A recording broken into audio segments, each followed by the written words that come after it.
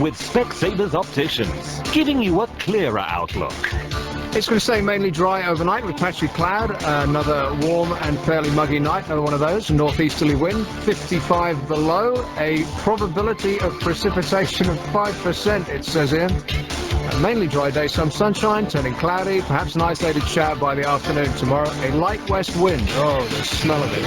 73 the high. Real Radio. Nick Abbott on Real Radio's late night phone-in. Call now on 0845 105 2106. Real Radio. So Adrian Allen is away. He's off on his jolly hollies. I'm Nick Abbott doing falling apart at the seams. I'm going to be doing him for a week. And his show too. And the number is 0845 105 2106. Seems like I spend my entire life starting talk shows, which is one of the most thankless tasks in radio. It's easy being a DJ, no problem at all. You just show up, you follow the screen, you play the music as the computer tells you to, and everything is mapped out right in front of you. But you take over somebody's talk show, and because everybody has a really close relationship with the talk show host of their choice, as soon as he or she goes away, it's a nightmare, because everybody goes, oh, well, who's this bloke? Instantly, I don't like you, because you're not who I'm used to, getting tucked in at night with. And so I will go forth and see what happens. I don't believe I've ever been so nervous. Here's one in, when I mispronounce Welsh names, you're going to have to forgive me, because to me it's almost like it's a foreign language. Where's the fader for the come in here a minute. Okay, first of all, it sounds like I'm talking with my head in a bucket. Where is it? TBU. What does that stand for again? Talkback unit. Talkback unit. Why can't they just say phones? Why does it always have to be in technicalese? TBU. And press the 1, and it's Ian in. All right, I'll have a go at that. Pontypridd. How's that? Hiya, mate. How's it going? Nick? Pontypridd. How's that? I can hear you. Hello? I'm saying Pontypridd. How am I doing? You talking to me? Well, it sounds like you. Oh, hi. How's it going, mate? All right? No, it's going all right. I'm just wanting feedback on my Welsh pronunciation. Yeah, that's brilliant, man. That's spot on. Yeah, in a natural. In a nutshell, Pontypridd with 2 Ds. How does 2 Ds manifest itself as TH? How's it going? That's the same Nick Abbott from the old, I've been told I can't say the station. What, Virgin? No, yeah, what, yeah. Talk Radio? Which one? Yeah, Which one can't you say? I was told I can't, not to mention the radio station. Talk Radio, Talk Sport on it. No, that's right. Don't mention it. How's it going anyway, all right? Well, it is all right. I came up on Friday and I've been sampling the wares that are available in South Wales. I've never been here before, and it's actually quite nice. It's green is what strikes you first of all. Yeah. I remember listening to you. Do you remember you used to? I used to have a contract I did early hours in the morning, so I used to listen to you early hours. You used to do phoning people up early hours in the morning, winding them up, doing a wind-up. Do you remember that? No, it sounds like Noel Edmonds doing a wind-up. Yeah, phoning like celebrities up and doing a wind-up. Oh, that. Now that is something you really aren't supposed to talk about, because I got fined heavily for doing that. Oh, never.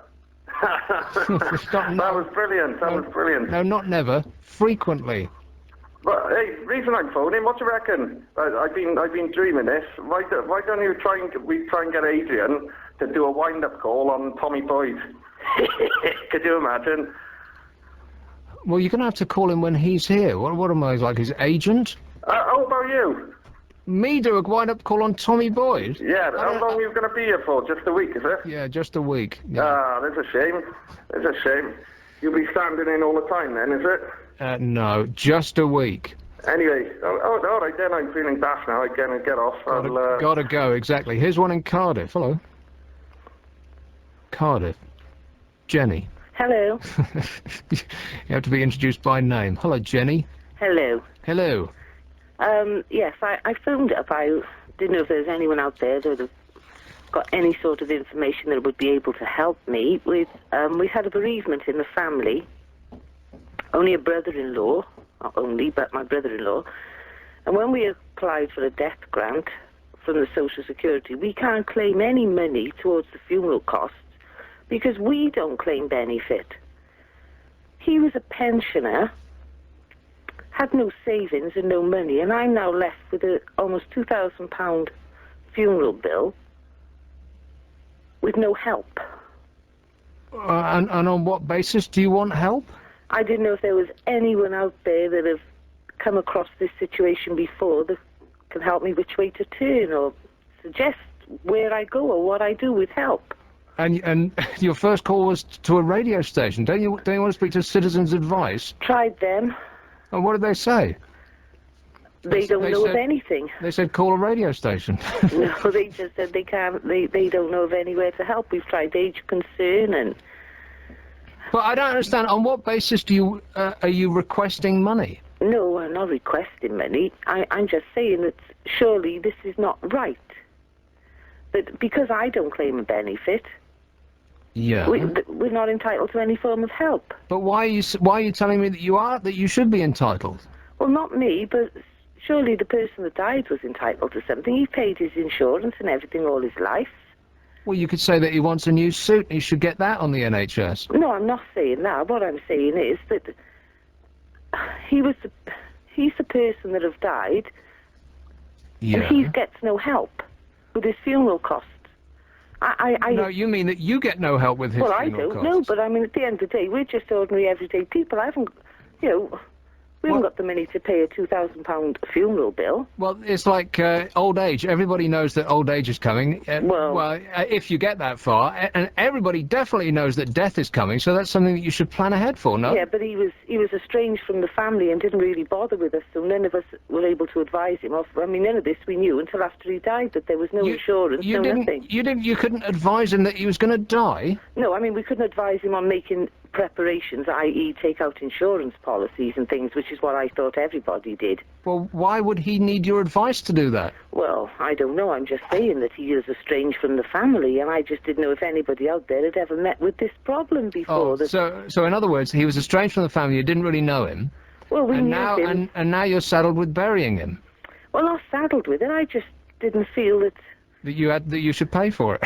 No, I didn't. It's not so much me pay for it. I mean, I just thought that there would have been some sort of help for him as a deceased person, not to be basically told you don't exist. Jenny, good grief. If we as taxpayers had to pay for everybody who died to get buried...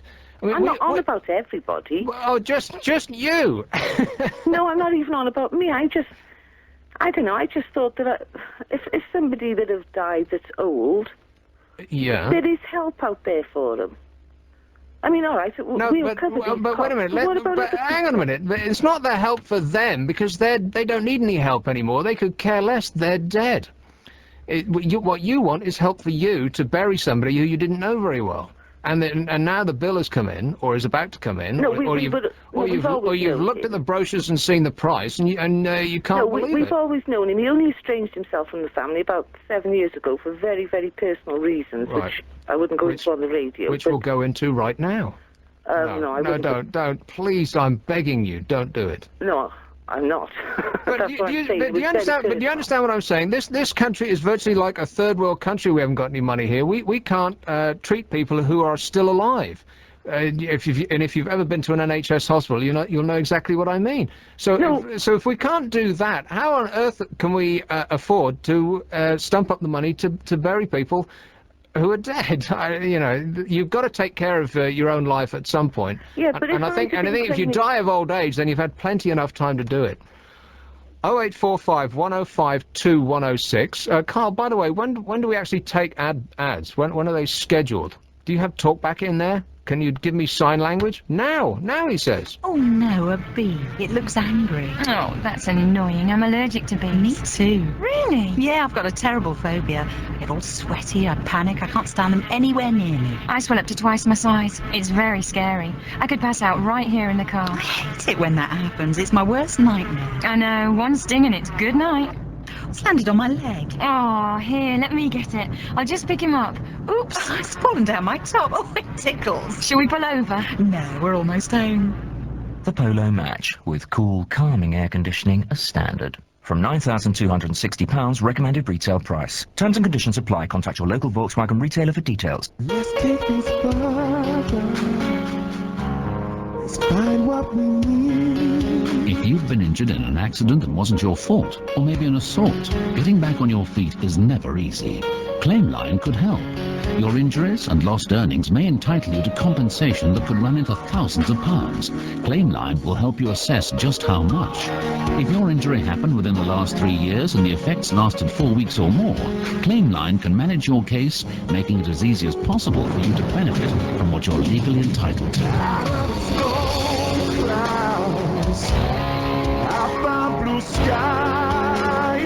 The Claimline team are personal injury specialists, and the service they provide is completely free of charge. Why not call now to find out how Claimline could help you?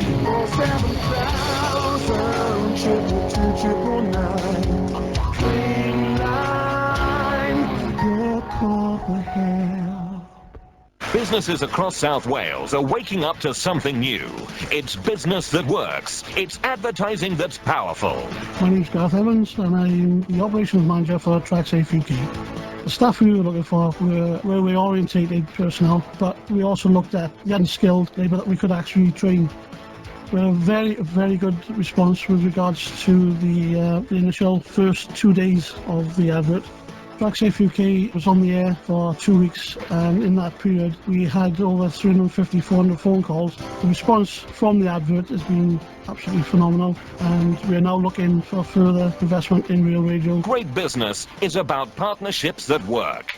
Become one of ours. Call the Real Radio sales team on 02920 315 100. Nick Abbott on Real Radio's late night phone-in. Call now on 0845 105 2106. This is Real Radio. I am Nick Abbott. Well, that bloke just said that. It's completely pointless me saying it again, like most of the rest of this show will be. Here's one in Cardiff. Hello, Sheila.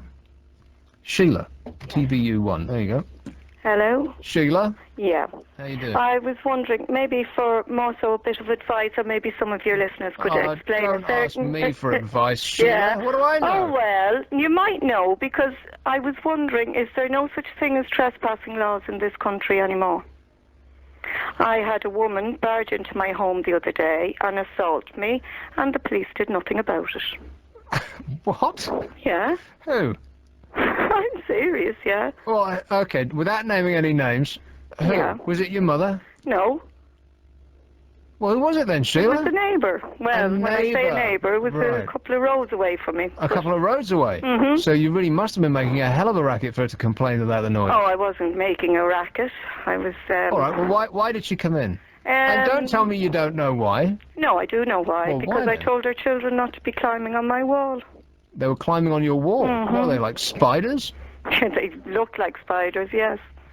No, I asked them to get down. I asked them nicely first. They didn't. I asked them a couple of times to get down. Okay, I said, let me ask you this, I said I would Sheila. have preferred Sheila, to talk to the woman. Yeah. Sheila, are these like rat children? You know the kind of kids that I mean, like little scurrying rat children? I don't know. Oh, come on. I don't know children that are rats, to be honest. Not children that are rats, but like rat children. The kind of, you know what I'm talking about.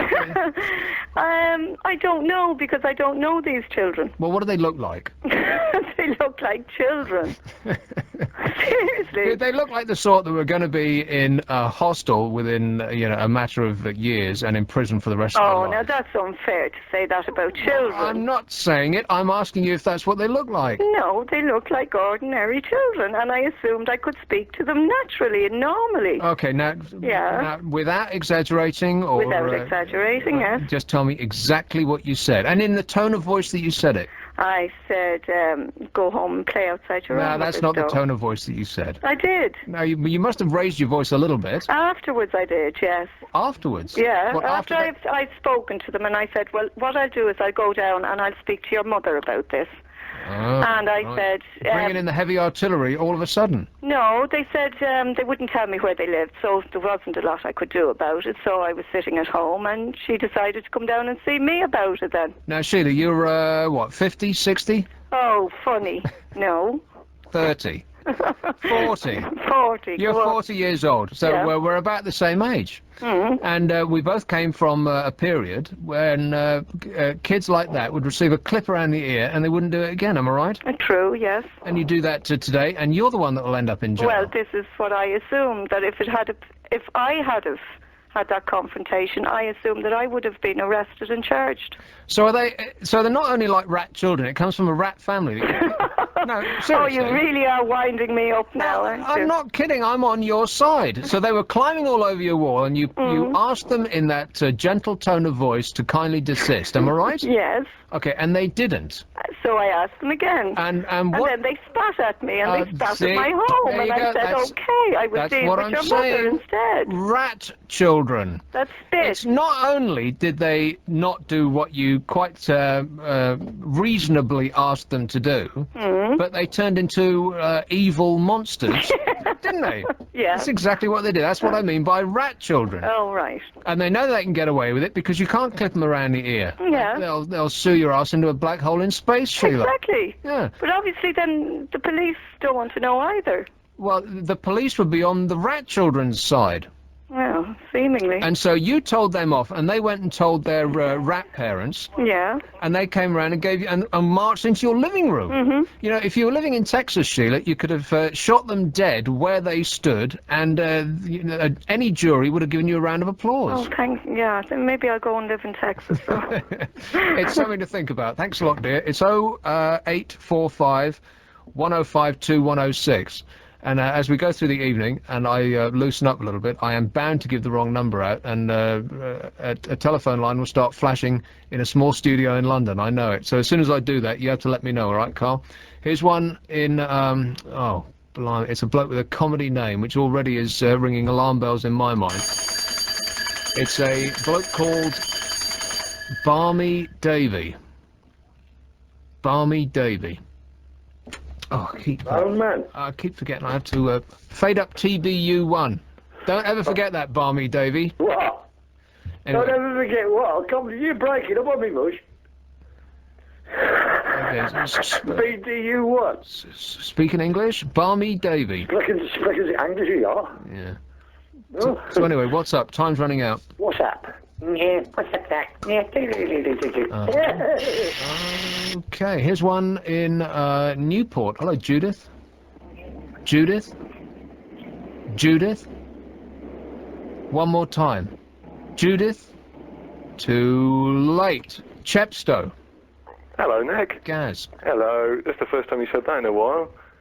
I thought I'd ring up as one of the old school. Oh, one of the old school from the old place. Yes. It's about 11 months now, isn't it, since the last gap? Memories, what memories? Well, there's a vague memory for you. I thought you might like to hear this again. I take it you remember it.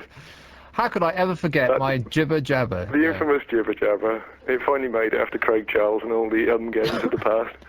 Craig Charles? It was, yes. Now you're losing me. You had me for a moment, and now you're losing me. You played the game. What the hell are you talking about, man?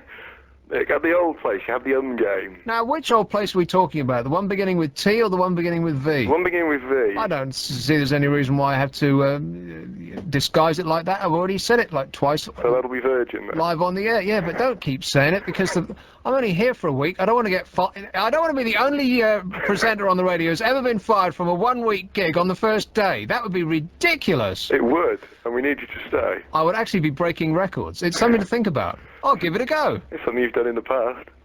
Keep pushing forward. Yeah. So I rang up in an attempt to kind of introduce you to South Wales, to kind of bring out your true character, because I feel that the calls so far have not truly represented the way that you do your phone-in show. Pathetic. Yeah. The enthusiasm radiates, doesn't it? But I've been spreading the word to everybody I know, and I used to harp on them about you before, and now you're in the local area. Right, you've been telling all of your friends. Yes. Yeah. So he's listening this evening. And what I want to do is just give it, because nobody ever asks you questions, so nobody knows what you're like, and you sort of come on and nobody knows you. Good. That's the way I like it. That's why I chose radio over television, because you can walk down the street as a complete stranger. Indeed. Whereas if you're on TV, it's a nightmare. And I've worked, you know, not alongside, but after someone who is super ultra double famous. Mm. And he couldn't walk out the building without a phalanx of photographers following his every move. What a nightmare! I mean, to want to be a star, these nutcases who went on Big Brother, and now they've got cameras pointing in every orifice. It just seems like a complete, utter nightmare. That they chose to do it really does display that that they are the thickos, that they. Just exactly as they appeared on the few occasions that I watched that chronic show. Well, what I wanted to do was to kind of give you a guide to what happens on this show. Okay, like, what's hot and what's not? Go ahead. Well, you've already spoken to one of the regulars. Lay it on me, baby. Barmy Dave. He was a regular? Yeah, he's one of Adrian's favourites. Okay, well, Adrian can have him with my compliments. Another one you got to look forward to, who you may remember from the Other Place, if we're going right back. Okay. Well, I'm not sure if he used to ring then. Is Roger. Other Place, what the hell are you... The one beginning with T. Right. Right. Roger from Bristol. Now, I don't know if you encountered him back then, but he's a regular caller of Adrian as well. All right. Well, they'll all flock in like birds. Exactly. But you'll know where to hear him from. Yeah. I'll find as I. What's the phrase? I'll seek as I find. I'll find as I. What am I trying to say? We're with you, Nick. Yeah. In spirit. It should be an interesting week hearing you. Well, yeah. Well, it's just an interesting sort of. Can you hear the enthusiasm? You've never been one for that, have you, Nick? No, I'm enthusiastic. I don't do enthusiastic. But that's why, and that's why all the kids love me. Ah. You have to pity, Nick. No, but you were going to introduce me to South Wales. Okay, now I've been here since Friday, and I've seen a little bit of it. I've seen Castle Cock. That was very nice. It overlooks this radio station. What? I pronounced that right? Did I not pronounce that right? You did. C-O-C-H is Castle Cock, isn't it? Yeah, it's just it only has the kind of pronunciation on the end to stop it sounding like it does. Well, you do it then. Well, no, because it'll sound wrong on the phone. It'll sound wrong on the phone? Just do it for me. Castle Cock. So it doesn't actually sound like the word that you're making it sound like, Nick.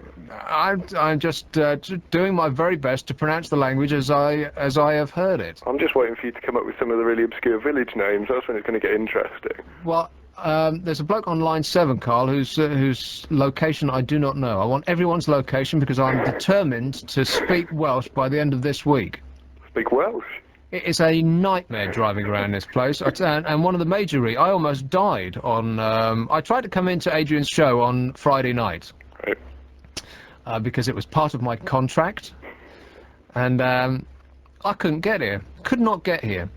This is a bit of a longer story than I actually want to get into right now, but one of the reasons that I can't, I've actually given up driving anywhere other than here. I've finally found out how to get from the flat that they give me to this station, and that's easy. Getting from the flat to here is relatively easy. Getting from here to the flat, I haven't been able to do it in a straight line yet. It takes twice as long. Don't ask me why, I don't know. But just driving around generally is a nightmare because all the signs, I almost killed myself trying to read a road sign on Friday night, and it's because I'm used to reading signs in their entirety. And so I read the top part, and that's not where I want to go. And so I read the bottom part, and the car, and I'm like, what the hell does that say? Forgetting that it was in Welsh. And meanwhile, I'm driving at 70 miles an hour, and the car mounted the side of the motorway, and I compensated a little too much and swerved over 3 lanes. In a company car, I almost died trying to read Welsh. That's how much I care. All in the name of radio? Yeah. And I'll tell you what, it's not worth it. Well... It's not actually worth dying for, you know what I mean? It probably would ruin the next show, wouldn't it? Well, yeah, but I'd still demand payment.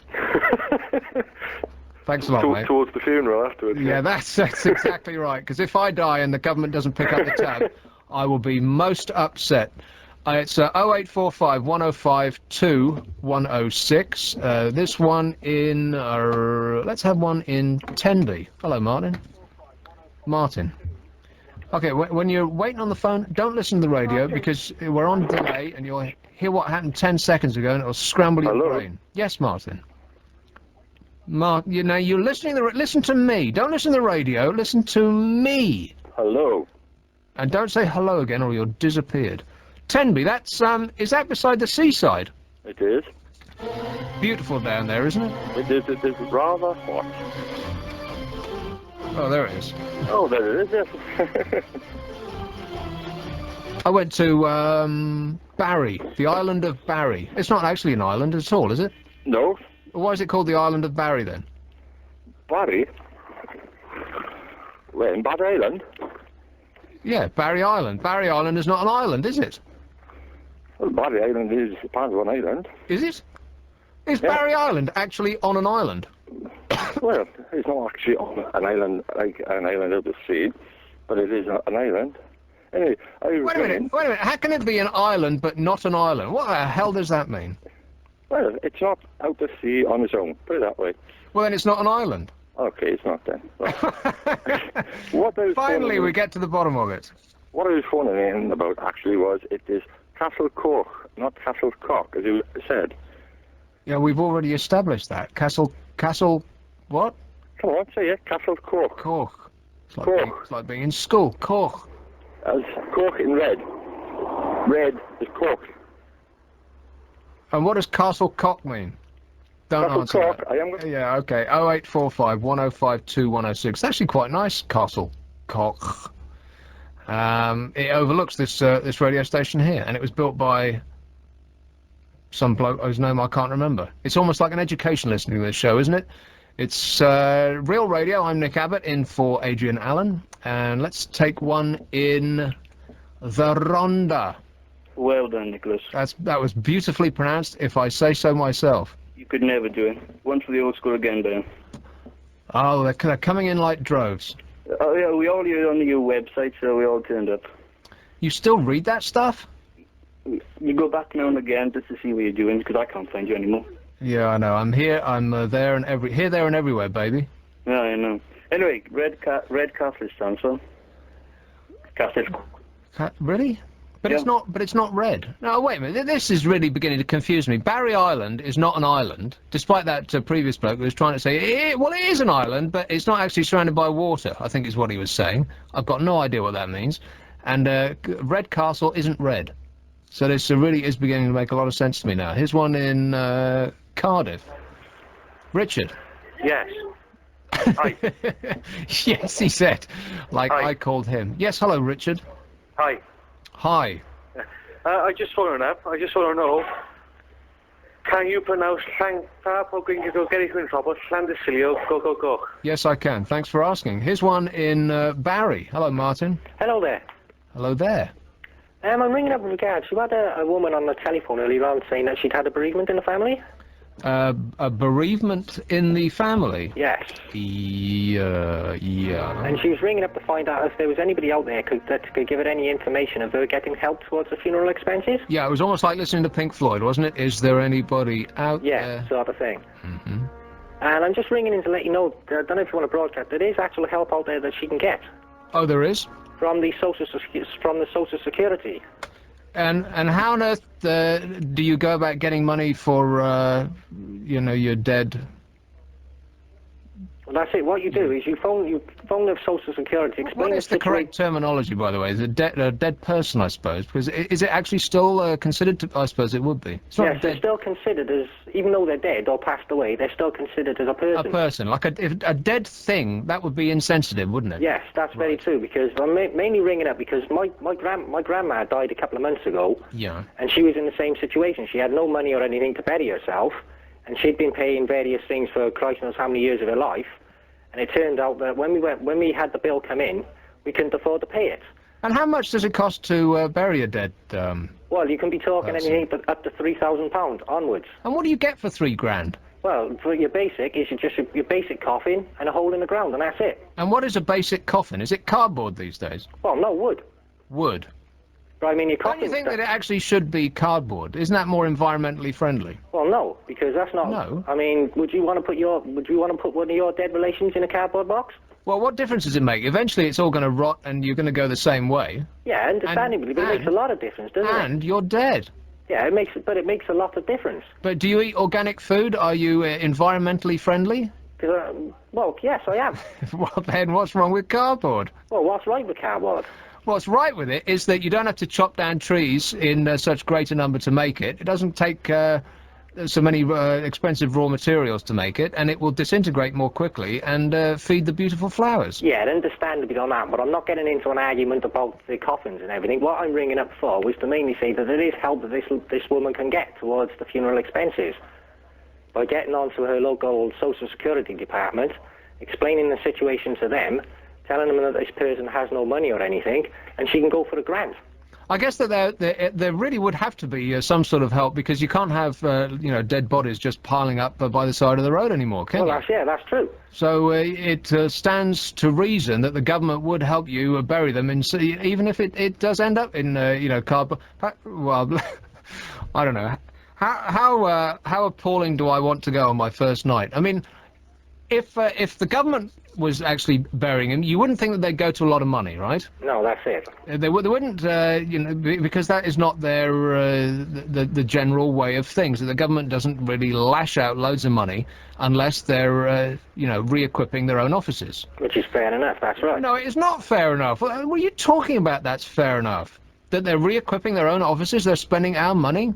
I can't quite make out what you're in. It's not a very good telephone connection. Oh, is it? You sound very faint in the background. I'm getting Fanta. Okay, listen, well, we've got to go. Get a new phone, 0845 105 2106, he said, checking the piece of paper that he'd written it on. Here's one in Bridgend. Hello, Keith. Oh. Keith. Hi. You played the death march at the beginning of that hang on a minute, wait. This is a chair that you have in a radio studio? What is going on here? Oh. So I'm surreptitiously leaning over and getting a box of tissue, so I'm dying over here. Or I thought it was surreptitious. Can we get some oil or WD-40 or something like that in here? Would that be possible? Do we have a technical engineering department? That is the worst. This is positively the worst sounding chair I have, and I've worked in a lot of radio stations. The worst ever.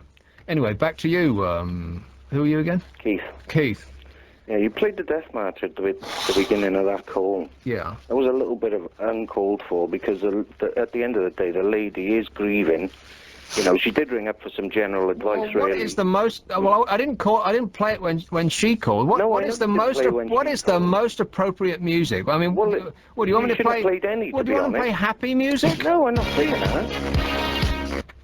You know. Just because it's offensive to what? Dead people? No, well, at the end of the day, the lady's got she rung up as a genuine inquiry. She thought perhaps you could give her some help and advice. She didn't think that I could give her help and advice. I'm just a talk show host on the radio. All right, what on earth do I know? Well, she thought that someone would be able to help her. And lo and behold, someone did, regardless of whether I played any music or not. Well, I thought it was totally inappropriate. Playing the death march is inappropriate when talking about death. No, it's not. Okay, you're making tons of sense. Here's one in Cardiff. Hello, Kate. It's just a radio show, sir. Relax. Katie. Yes. Hello, Katie. Hi. Who am I speaking to? You're speaking to Nick on Real Radio. Oh, right. Okay, I'm directly through there. Is that who you called? Yeah. Well, then everyone should be happy. Right. I work in the funeral profession, right? Do you? Yes. Now, doing what? Administration. Well, what does that mean? I just shuffle... Can you turn the radio down? Because we're hearing... Yeah, sure. Hang on. We heard like 10 seconds ago. Nightmare. And that applies to everybody. People should know this by now. I'm sure Adrian has explained this in detail previously. How's that? Perfect. Right. Actually, you're very faint. Well, okay. Well, what can we do about this this faintness? I've no idea. No, I'm not talking to you. Is it on the radio that I'm faint, or is it just down the phone? Down the phone. So it's just a crappy phone system that we got here. Yeah, it seems like. It's certainly not my phone, anyway. Okay, well, a little later on I'll be reading out the make of the phone system so that you can all avoid buying any product made by that company. Right. Okay. Right, No, the reason why I'm ringing is that I don't think that you're being very fair to the people that are in this financial situation that they're in. Well, okay. Why? Before I bite your head off, go on. Why? The DSS have certain rules that they have to follow, which is regulations regarding how they make their payments, and when people are advised by funeral directors, they should be anyway, they should be made aware of the fact that only certain monies are available through the DSS. Katie, I'm going to have to stop you there, because the only thing that we're sure of in this life is that we're going to die. Are you trying to tell me that none of us can make provision for that should be the law in this country, that you should make provision from a very early age for your own death? That it comes as a surprise that you die is not acceptable reason for not having any money. It's just ridiculous. Well, particularly if you die of old age. I mean, if you die but at a not, very young age, okay, I can understand it. Right, well, I spoke to Adrian last week, and I don't know whether anybody else remembers. And he was much more understanding than I was. Well, my husband died 3 years ago. I'm a widow at the age of 33, and it was certainly unexpected, but yes. But do you not younger people tend to look forward more. Okay, but do you not think that it should be the law in this country that you should, at an early age, provide for your own death? Because, as I said, it's the only thing that we're sure of. Yes. Right. But older people did not have the provision, did not have the money. Well, I have people. Wait a minute. Wait a minute. That's no excuse. Older people. If you're an older person, then you've had plenty of time to think about it. No. What do you mean, no? No, the older people did not have money to spare. I have people that have come up to me where they were paying on the tick for just basic provisions when you say, when they were first. All right. When you say, how old? Give me an average age. What age are we talking about? Right, well, the average age... Just pull a number out the air. Right. Any number. Think of a number. Well, the average is, I would say, about 80. 80, okay. Are you saying people die. Are you saying that somebody would live for 80 years and not have the ability to spend to save £1 a month towards their own death? That's just ludicrous. But anyway, that's not really what I want to talk to you about. Now, you work in administration. Yes. Now, that means that you're at the soft end of the death business, right? Soft end? Well, you don't actually sell coffins and dig graves and so on. You're a paper shuffler. I am a paper shuffler, yes. Okay. So, for £3,000, what would I get? You work in a funeral parlour. No, I don't work in a funeral parlour. I work in a funeral home. And what's the difference? What is a funeral home? A funeral home is everything that somebody could expect. A funeral parlour is an American term. For the same thing? I don't know. I wouldn't know what the term parlour meant. But you it's an American term. Okay, well, you seem to know everything about it other than what it means. Okay, well, let's assume that the two things mean the same. But yeah, you're twisting it quite nicely. Not really. I said parlour, and you were pedantic about it and said, "No, I don't work in a parlour. I work in a home." And I said, "What's the difference?" Well, and you apparently know that they're exactly the same. I didn't say that they were exactly the same. I'm saying that terminology is an not Americanism. used in this All country. right, okay, forgive me for using an Americanism, but the question remains the same. No. So you work in a funeral home. A parlour. So you work in a funeral home. Yes. Oh, blimey, like 5 minutes later, all we needed was the answer yes. Now, you know when they cremate people? Yes. Do you cremate people in your funeral parlour stroke home? No. You don't? No. You don't do that? No. Why not? Because there are laws and regulations regarding cremation that have to be set up, and there are various laws and acts which have to be complied to. For legal reasons, then? For legal reasons. Okay. Obviously. So how much is the most that anybody's spent on, say, a casket? It depends on the company or funeral director that is providing the casket Right, that the family want to choose. No answer there then. So what's the turnover of your family, of your funeral home? Yearly turnover? How much money do you make? I wouldn't know. But you work in administration. Yeah. Is business booming?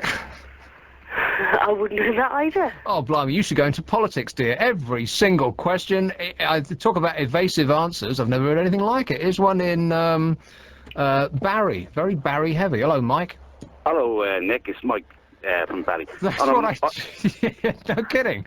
Really? Who'd have thunk it? Note, Barry Island. You asked, somebody said, was it an island? It's not an island anymore. Anymore? It used to be an island. Aha! It used to be an island. Before they built Barry Docks, it was an actual, you know, an island with water all around, as you so say. But it's no longer an island anymore. There's a causeway across it, but it's still kept his name. Right now, no, that's the one thing that we've learnt in this hour, that Barry Island isn't, but used to be. It used to be an island. You've cleared it all up for us. Hallelujah. You got it. There was something else? No, you just got an answer. No problem, Nick. All the best anyway. Enjoy your week. Oh, I hope so. 0845 1052 106. It can only get better.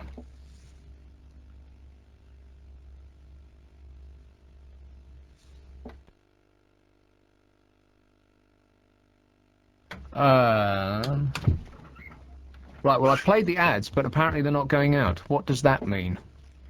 I'm just going to sit here and drum my fingers on the desk. You're going to have to reload them all because they're The Claimline team are personal injury specialists, and the service they provide is completely free of charge. Call now to find out how Claimline could help you.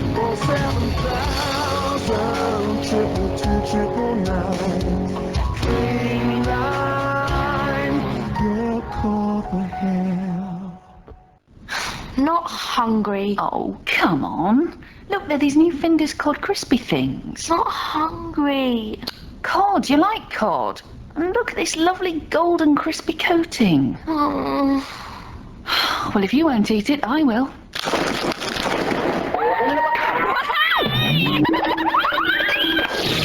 Oh, crikey. Hey, Mum, that's mine. Leave it. New Findus cod crispies. Crank up the crunch.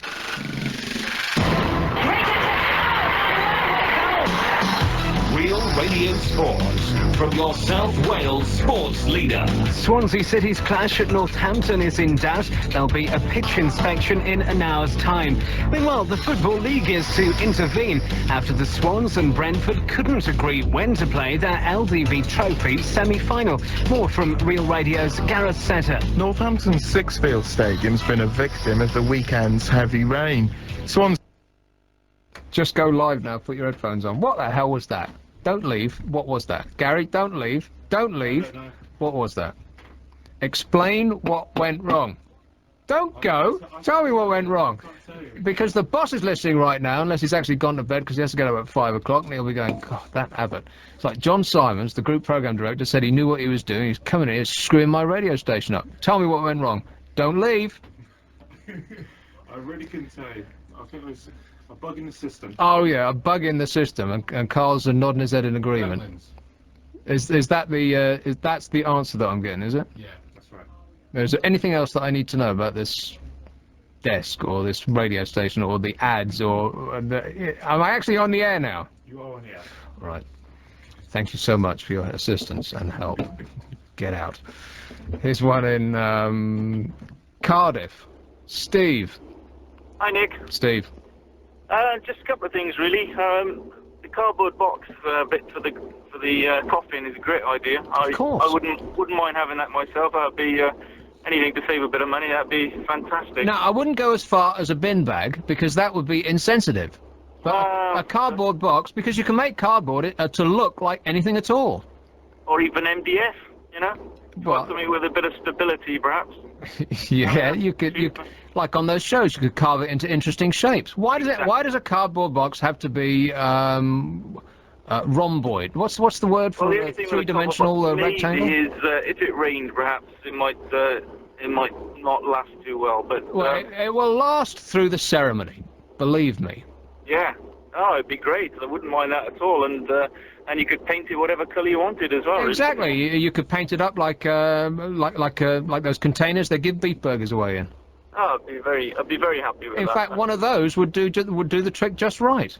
Yeah. You wouldn't have to nail it down, therefore polluting the earth with iron. You could just clip it in the edge there. Yeah. No, good send-off is, a cheap send-off. Yeah. That'd be fine. Nothing so when wrong I'm with gone, that's okay with me. Castle Cork as well. I understand that the reason it was Cork, as in red, was because it used to have a red roof, but they've changed it a number of years ago and put a green roof on there now, so I wouldn't mind finding out why they did that.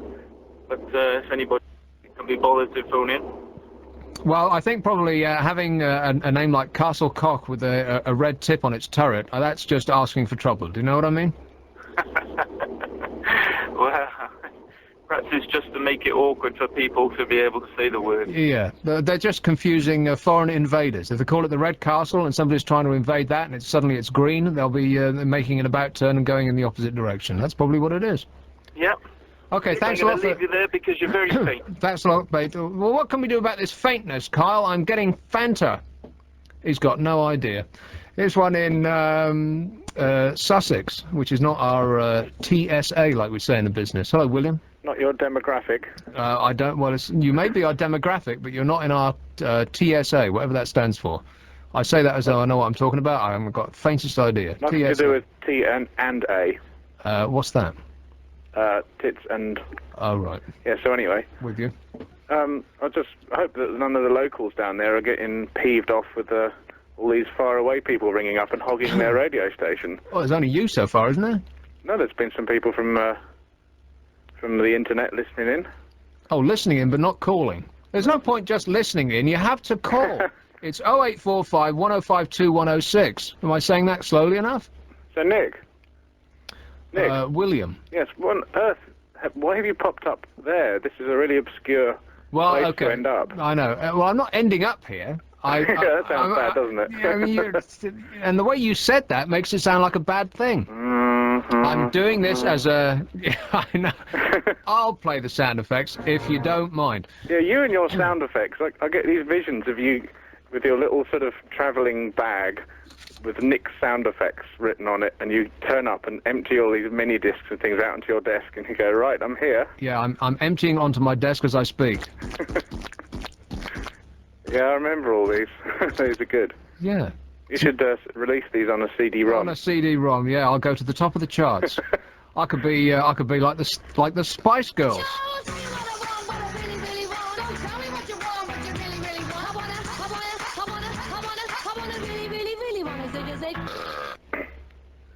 Very good. Beautiful. Yes. So anyway, is it just me or... So why am I here? Was that the question? Because John Simons, who used to be a boss in the old place, and who I have great affection and, well, let's not say love. Let's not get carried away here. He's all right. He's not great, but you know, I can live with him. Mm-hmm. He asked me, and so I said yes. If anybody else had asked me, I would have said yes? Probably no. Okie dokie, fair enough. While I'm on, is it just me, or... I've just noticed recently we've gone all American crazy, and there's adverts everywhere now for people saying, have you had a trip, or fall, or hurt yourself? You can get loads of money. Yeah, well, that's the thing. You've been watching too much daytime television, I think. No, I watch almost no television. Well, then how do you get all this information? I don't know, just it just see comes it in the papers to and in a you dream. hear it on wireless, you know. If you watch daytime television in abundance, like what I do, then every single ad break is with this wooden bloke who comes on and says exactly that. Have you fallen recently or had a trip? And you can gain compensation, and you just want to throw things at the TV because people are just going nuts with this, and they're calling it a compensation culture because it's alliterative, because it's got 2 C's. And yeah, it just drives me up the wall. No, the only TV I usually watch is about 2 or 3 in the morning because I'm usually busy during the day. But one of the programs, and this is relevant to Wales as well. 2 or 3 in the morning. Yeah, you must have watched a program called Channel 5. Is that? No, I can't get that actually. Actually, I can get it in black and white with no sound. Yeah, I know. Not too enjoyable.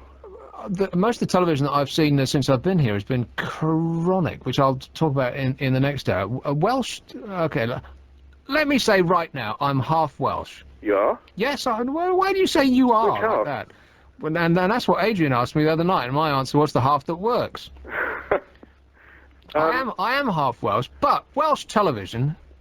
Good grief! You are joking with that stuff, aren't you? They have their own... yeah, they do. In their own language. They interrupt proper television to put on this Okay, am I right? I've forgotten what your name is. What's your name? My name's Alan. Where's your microphone? Is it? You're in charge of that. Is it the what? You're in charge of which is my microphone. Well, I don't know what I'm doing. Gary's coming. Gary, which? Oh, is it labelled News Mike? Could be. That's the one. That's me, yeah. Am I right? Welsh television. Can you bear to watch that stuff? Well, no. Being a Welsh speaker, yeah. No, that's Pobble of Combe is what you want to watch. That is not the facial expression that I just got from you. No was the answer that you were going to come up with, isn't it? I tried to watch Big Brother the other night, and I've never watched it before, and I only did it because I was coming on this programme. And I couldn't watch Big Brother because they put some god-awful studio discussion, a lot of fat, ugly blokes in suits talking about God knows what. And while Nick, Big Brother was... Yes, mate. Anything has got to be better than Big Brother. No, I can't believe the number of people that go on about that. I'll video it and I'll send you it in the post. I've got to go. Thanks a lot, mate. Nick. And finally... Finally, last and least, on late night TV, have you ever watched Vids? Vids with the two guys, the Welsh guy and the Scottish guy. No, I don't, but I'll certainly check it out. It sounds like a war to me. It's 0845 1052 106, and now the voice of reason. Swansea, Newport, Cardiff, 105 to 106 FM, and digital radio. The South Wales and the South West. South Wales news leader. It's 11 o'clock. I'm Ellen Llewellyn. With Specsavers Opticians, giving you a clearer outlook. Mainly dry overnight, patchy cloud, another warm and fairly muggy night. Gentle northwesterly winds. Tonight's minimum is 55. 5% chance of precipitation, which means rain, I think. Mainly dry day tomorrow, sunshine turning cloudy, an isolated shower by afternoon, light west wind, 73 the high. Real Radio. Nick Abbott on Real Radio's late night phone-in. Call now on 0845 105 2106. Hello. Can I interest you in a diseased sheep? Here's one in South Wales. Hello. Hello. Keith. Yes, South Wales. Could you be more vague? Where? No, actually, I told Kyle exactly where I came from. And he put South Wales? Because he couldn't get a handle on it either, mate. Where do you come from? Spell wait. Spell it for me, and then I'll say it back to you. You want me to spell it? Good God, mate, I'm a Yorkshireman. I can't even spell Yorkshire. It's Penpedderreal. It's a place called Brian and Fred's Terrace. Well, the Taffies call it Brunnerford Terrace, but I mean, it says Brian and Fred's Terrace. Right. So that's where I am. Anyhow, mate. You did one thing right tonight, for starters. You gave the temperature out in old money. Showed up? Oh, yeah, I can't be doing with... I am fed up with this centigrade crap. It's just... The only time I can think centigrade is when it's really, really... It's like switched winter and summer. When it's really cold, zero sounds... I know what zero is, you know what I mean? Zero... Well, look at my fridge. I know what it is in centigrade. Other than that, I'm Exactly. They're precisely right. 0 degrees centigrade sounds cold, whereas 32 Fahrenheit doesn't... What is that? You've got no idea. Is that I ain't got cold? a clue. I just know the beer should be at least 4 degrees centigrade or lower. Exactly. But when it comes into warm temperatures... 13 doesn't sound that warm to me, but 55, that's not bad for overnight. That's not bad. That's a lovely night. I've got a nice breeze blowing through the curtains here. Fantastic, mate. The breeze beneath your sheets. Absolutely, mate. But that might not be me. It could be the beans. I don't know. It's you. Yeah, but at the funeral lark, mate. I've got to say, when they can charge you ridiculous amounts of money, right, for a box made out of MDF, but even MFI wouldn't flog you. You know, they're taking a mick out of the dead now. Well, it's I don't know. I don't know. I haven't had to organise a funeral myself, but I've heard many people talk about how distressing and expensive it is. It seems like it's like shooting fish in a barrel. People come weeping into their handkerchiefs, and they want a funeral, and they don't want to be picking about it like you're in a supermarket and you're Well, they're choosing not going to argue that you can get it 20% cheaper in Europe. Exactly right. They're not choosing between one thing and the next, and maybe this is less expensive, and this is a past its sell-by date, and so on and so forth. And they're not flitting between shops trying on cardigans and stuff. They're just going to pick something that they're led to. They're going to and the guy in the funeral parlor stroke home is going to say, well, you know, this is a beautiful thing and it's very popular and it's lined in silk, and it would really show your appreciation to your loved dead one. And they'll go, and whereas this thing, which is made out of cardboard, shows that you don't actually really care that much. They won't catch it in those terms, but that's pretty much what they'll say. And so you're going to be spending thousands and thousands of pounds with these people who are basically blood-sucking insects, and I don't mean... They're worse than the ambulance chasers who give the adverts out. And I don't mean to be insulting when I say that. And so they're feeding off dead people. Exactly. In fact, exactly like blood-sucking. Do the blood-sucking insects feed off dead people? We need a doctor on the phone immediately. Yeah. Why do they stand there wringing their hands? It's because they've just been counting the money. Do they? That's the truth. They stand there wringing their hands all the time, you know. They don't actually wring their hand. I think you've been watching too many Dickens adaptations. I've been to too many funeral parlours, mate. Oh wait, well that's another story in your personal private life. I don't think we need to go into. It's 0845 1052 106. Here's one in Pontypool. Hello, Tony. Hello. What I'd basically like to say, right, is why are people in this country so miserable when it comes to funerals? When in other countries they have parties, dances... Yeah, it's a happy occasion. Yeah, exactly. And that's how it should be. Do you think so? Well, that we should all... okay, the music that we play is like this. Very upsetting. That's in Cardiff. Meanwhile, in San Francisco... That's more like up your alley, is that what you're saying? Excellent, brilliant. Plenty of beer, plenty of women, having a good time, dancing on top of on the coffin, great. Or they could go with a more modern flavour. It doesn't have to be like old music, it could be more modern. Like that. We like it, we like that, yes, I like that. Not bad. Okay, so cheer up. Cheer up if you're just recently dead. Is that what you're saying? Well, basically, put them in a spaceship, send them up to the end of the earth and drop them into the earth that way, like them a nice good burn up on the way down, like. You want to send dead people up into space? Yeah. And have them rain down on Earth? Great. Look at all these shooting stars you can see. You can say, oh, look at that. What a way to go. Yeah. Okay, I'm thinking that you're perhaps, Crazy. I'm crazy for feeling. Crazy for feeling. You feel too much. That's your trouble. Here's one in Cardiff. Maria. I once knew a girl called Maria. Maria. Hello. Hello, Maria. About time and all. Well, I've been waiting ages for you to say a word. I've been sitting here saying the word Maria over and over again.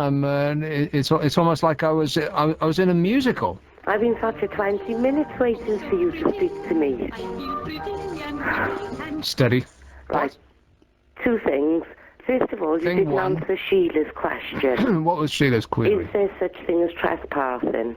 How the hell am I supposed to know that? What am I, a lawyer? I'm a talk show host. Yeah, I know, but didn't ask her a question. would have an answer. Is Adrian a lawyer? No. Well, do you just want me to guess? Well, no. But I think you could have made a bit more effort. And as for the gentleman that phoned in and said you should show the... Well, wait a minute, Maria, wait a minute. Is this thing number 2? We haven't dealt with thing number 1 yet. Well, there's no point. Because I've listened to you and, like, it's a waste of time. But you called anyway. Yeah, oh yeah. And thing number 2, you should have more respect for people that's deceased, is the word. I should have more respect for people who are deceased. Yeah, that lady phoned in asking you for some advice. I know you're not a lawyer. Well, exactly. But Why would she you should ask? be a bit more sympathetic, I think. Why would she She's ask? just lost somebody very close to her. People are dying all the time. What, are we all supposed to go around with our heads in our hands? Well, no, but show a bit of respect, isn't there? I think I gave her all the help I could. No, I don't think so. I think you're a very obnoxious man. Which is why you're listening right now. And she called. Not only is she listening, but she called. And you're still listening right now, aren't you, dear? 0845 105 2106. What the hell is the point of calling up a radio show to ask people about their legal advice? I'm not a lawyer. It's just a talk show. And then to complain that about the advice wasn't. You know, go to Citizens Advice Bureau if you want actual proper advice. If you just want to have a laugh on the radio, then call me. It's that simple. 0845 105 2106. You're getting too upset, dear. It's just a radio show. Don't walk, don't run, don't ride your bike, don't accept lifts from strangers, don't be late, don't be early, don't expect to be on time, don't alight when the bus is in motion, don't stand, don't eat, don't distract the driver, don't you have anything smaller, don't be a pest, don't mither, don't expect your dad to pick you up, don't make plans, don't make promises, don't even think about borrowing the car. The new Peugeot 106 Independence, with sunroof and 1 year's free insurance subject to terms and conditions. Just 6495 on the road. Don't get mad, get independence. Oh, you! No! Don't just stand there! Call a Dragon Taxi on Cardiff 20, treble free, treble free! Dragon Taxis on all the threes, alright? Businesses across South Wales are waking up to something new. It's business that works. It's advertising that's powerful. My name's Gareth Evans and I'm the operations manager for TrackSafe UK. The staff we were looking for were railway orientated personnel, but we also looked at the unskilled labour that we could actually train. We had a very good response with regards to the initial first 2 days of the advert. TrackSafe UK was on the air for 2 weeks, and in that period we had over 350, 400 phone calls. The response from the advert has been absolutely phenomenal, and we're now looking for further investment in Real Radio. Great business is about partnerships that work. Become one of ours. Call the Real Radio sales team on 02920 315 100. This is the Late Night Phone-In with Nick Abbott. Nick Abbott. Call Real Radio on 0845 105 2106. Real Radio. Beautiful song. Here's one in Penarth. Hello, Harry. No, my name's Carrie. Carrie? Carrie, yeah. How are you spelling that? C-E-R-I. C-E-R-I? Yeah. Kerry? Yeah. Kerry. Yeah, you know that one that was just on, just now? What, the woman who was disgusted with me and hung up? Yeah. But is still listening, yeah. Well, I don't care if she's still listening. I think she just doesn't know what she's talking about. What was she talking about again? I don't know, but she doesn't know what she was on about. She was just upset that I didn't show... the show didn't suddenly become maudlin when we were talking about dead people. You know, yeah, but why should it? Why should the radio revolve around her?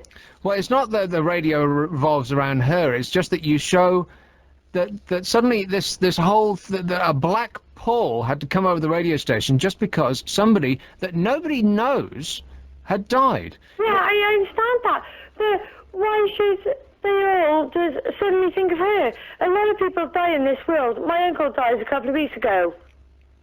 And why should they all think about her? Well, and now presumably, just because I've heard that your uncle's died, that now we all have to, what, like, there's to be silence on the air now? Nobody should think about anyone that's died except somebody who is close to them. We should just, if we think about somebody who's died, we should be happy that we're not... Yeah, we should be happy that we're not dead. Or her, yeah. Yeah, we should be happy that we're living our lives, we're doing what we can to fulfill to basically fulfill our lives. What do you do to fulfill your life?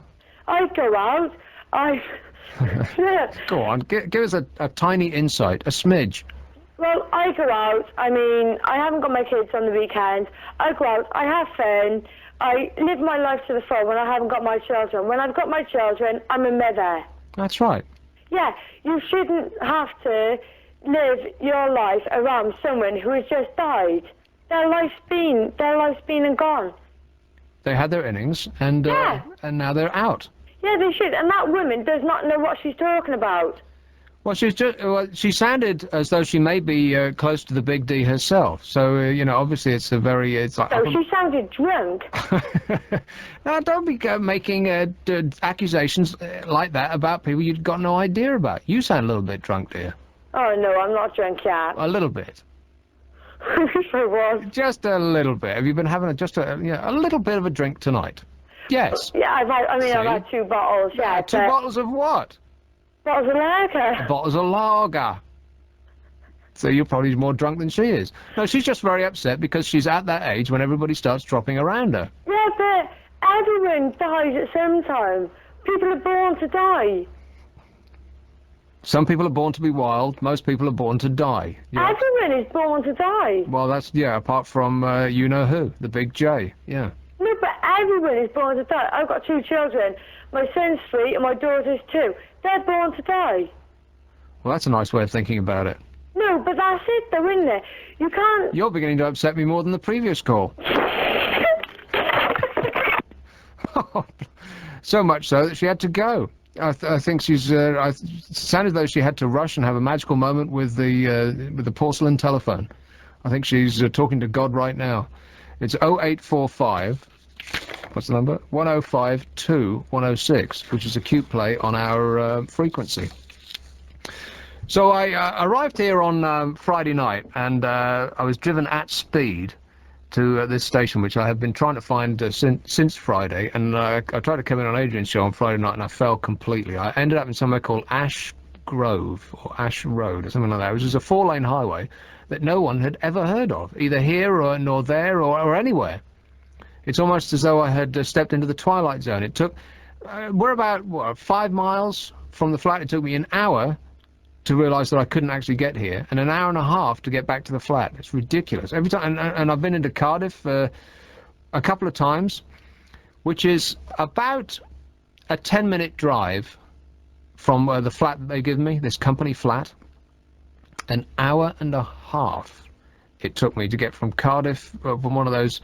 car parks, one of those criminally expensive car parks in the centre of town, out to this flat. And I just the second time that it happened, I mean, you spend 3 hours on what is basically a 20-minute journey, as in 2 times 1.5, and you just you give up. I've given up. I'm not leaving the flat now. I've pretty much got the journey from the flat to the station, which, by the way, is situated in the most out-of-the-way place I've ever seen for a radio station in my life. That they situated it where it is, I'm stunned. Like I said to Adrian on Friday night, they could have put it on the moon and it'd be easier to find.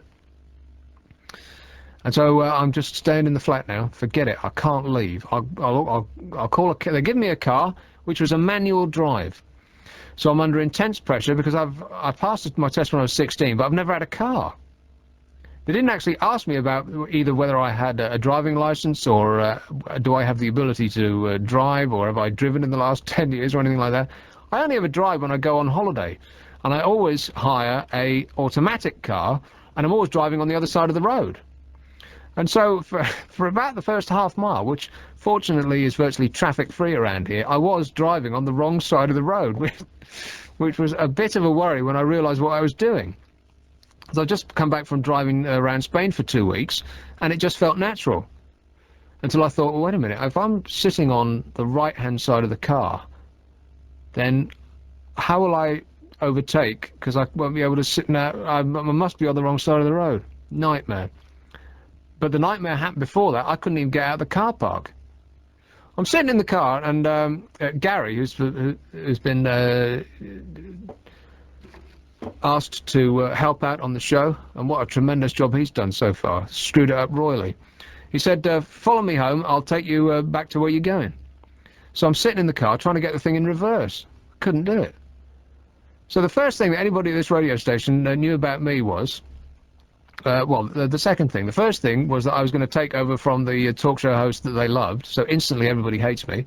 And the second thing is, I can't even get a car in reverse. I could not get out of the car park. What an idiot. So I had to step out of the car and ask for help. I've never felt so stupid in all my life. Because I don't do manual. I haven't driven a manual car since I was 16, which is about 150 years ago. Apparently you have to pull something up. Well, without reading the manual, I would not have been able to figure that out. So apart from not being able to find my way anywhere, if I leave my flat more than 10 yards, I'm lost. And apart from not being able to find a reverse and driving on the wrong side of the road and almost killing myself because I'm trying to read a sign and not being able to understand the words and only realising later that I'm trying to read Welsh. Apart from all of that and swerving 3 lanes across a motorway, I've been doing fine. Here's one in Tin Turn. Have I got that right? Tin Turn? Yes, that's right. Where's that? Hello. Then? Where's that then? Tinton Abbey. It's just over the bridge, really. Right. South Wales. Anyway, my name's Neville, and what I'd like to talk to you about Neville is that woman. Are you happy with that name? No, I hate Neville. yeah, it's a real spoddy name, isn't it? Oh, hello, my name's Neville. Neville, yeah, I know. Yeah. So what do you have friends call you? Nev. Nev, yeah. Nev. Nev's all right because it's short and it's punchy and it's masculine. Neville, on the other hand, suggests train spotter. Well, I guess you could say train spotter, or you could go further. That's right. You haven't been hanging out with the boys at the YMCA by any chance, have you? Oh, definitely. Yeah. You can have always doing that. A workout and a shower too. Anyway. Come on, Neville, let it all hang out. Why don't you? I'm letting it all hang out, believe me. What I'd like to talk about is that woman who phoned up who wouldn't give you one clear answer about one thing you wanted to know about the administration side of funeral parlour. Oh, yeah, the woman who worked in a funeral parlour stroke home, yeah. Yeah, that's it. Well, now, would you call it a funeral parlour or a funeral home? I don't care, really. Right, no, well, neither did I, but she was being doubly pedantic about that. She was being so pedantic, it was unreal. She wouldn't give you one straight answer on anything, and it was really getting to me.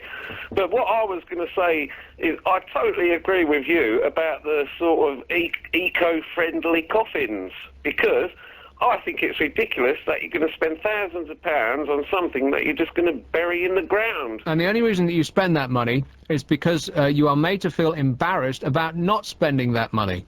Exactly. And if there was, like, an eco-friendly coffin for sale from MFI or somewhere like that, which you could, or B&Q's, which you could buy in flat pack. Well, let's not get carried away. Flat packs? Are you serious? Why don't we just tie them up in a bin bag? Yeah, I mean, but we could sort of buy it. It could be like a family outing, and you could go to B&Q's and you could put it together at home, you know, with all the wood glue and everything, and put some of your well, it sounds like you've come up with a format for a daytime BBC One show. We could have, like, Bob the Builder, and he could come along with his tool, and we could get some MDF. We could cut it into interesting shapes, little curlicues on the end. Handy Andy on there, That's making right. it, with seashells on it and everything, Precisely.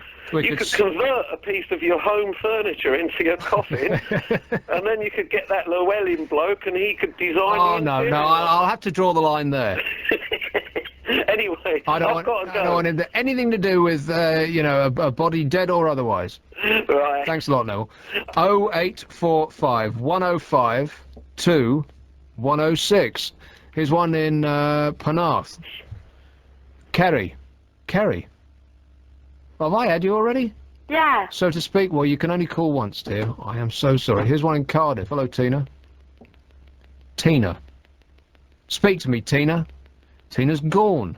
I'm going to start picking these up right off the board. Here's one in, I don't know where you are. Where are you? Line 4. You're on the air.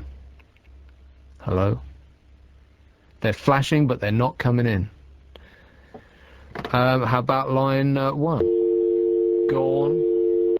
2. Hello. Hello? Hello. Hi, my name's Katie. Hello, Katie. Hi, I'm ringing up. I know. Well, you've rung up already. Past tense. Pardon? What can I do for you, Katie? Hi, I just want to say hi on the radio. You just want to say hi on the radio? Yeah. No, okay. So what frame of mind are you in right now? Happy. A happy frame of mind? Yeah. Well, that's nice. What makes you so happy? Everything. Everything? Yeah. Come on, pin it down for me. Well... Give me a couple of things that make you happy. Well, my friends, my family. Remember, you can't say the word happiness without saying penis. Happiness penis. Well, you don't have to say it like that. I think it's incorporated within the word. Happiness. You see how that goes? You'll never be able to think of that word in any other way again. No, I'm just happy because I got my friends around me, I got my family around me. Okay. Is that it? Oh, come on, there must be something else. There must be something more concrete that makes you happy. What made you happy today, for instance? The sun! The sun. See, now, when I was driving here, I saw the nicest sunset I have ever seen in this country. Did you see it tonight?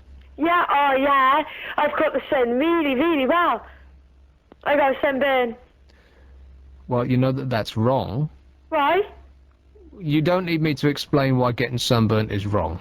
No, it's really good though, because now I'm going brown. Now you're going brown. Yeah. So you were red, and now you're brown. Yep, I'm going really brown, and I'm really happy because I caught the sun. How old are you, Katie? 24. 24? Yep. As old as that? I would never have guessed. So what do you do for a living? Well, I'm a secretary and my little estate bundle agent. of fun. A secretary and a where? Estate agent. Oh, blimey. What on earth have you got to feel happy with? Estate agents you work at? Yeah, I know, but I spend most of my time outside, don't I? So... Now, what does that mean? Yeah, I know. I mean, that automatically suggests to me that you hate your job and everything to do with it. I hate my job. You do? Yeah. And what is it about your job that you most hate? The people you have to work with? Being stuck in with the same people and not being able to do anything. Those same nightmare people. Yeah. Yeah, the scumbags who work in estate agents. Yeah, they are. And I don't mean that to be insulting. No, it's right. But as soon as you get out, you throw your hands in the air and it's almost like hallelujah. Yeah.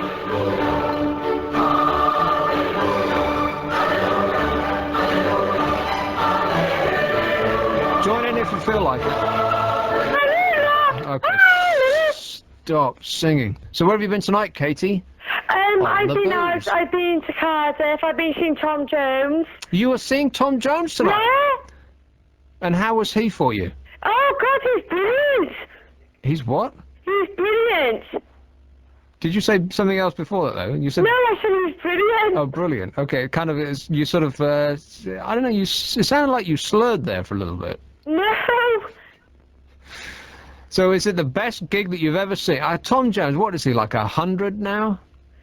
I don't know, but it is really, really good. I only went there because I had free tickets. Free tickets? That's the only reason I would have gone. Yeah, I can't wait for M&M's to come to Cardiff. You can't beat free tickets, because if it's crap, you can just get up and walk out. Exactly. Exactly. It's not like you've spent any money. No, that's why I can't wait for M&M's to come to Cardiff. M&M? Yeah. Oh, M&M. Yeah, I'm a real big M&M fan. So you like him and everything he stands for? Yeah, I really love M&M. Now tell me about Tom Jones. Is he still squeezing himself into skin-tight clothes? Oh, yeah. He's a right ponce.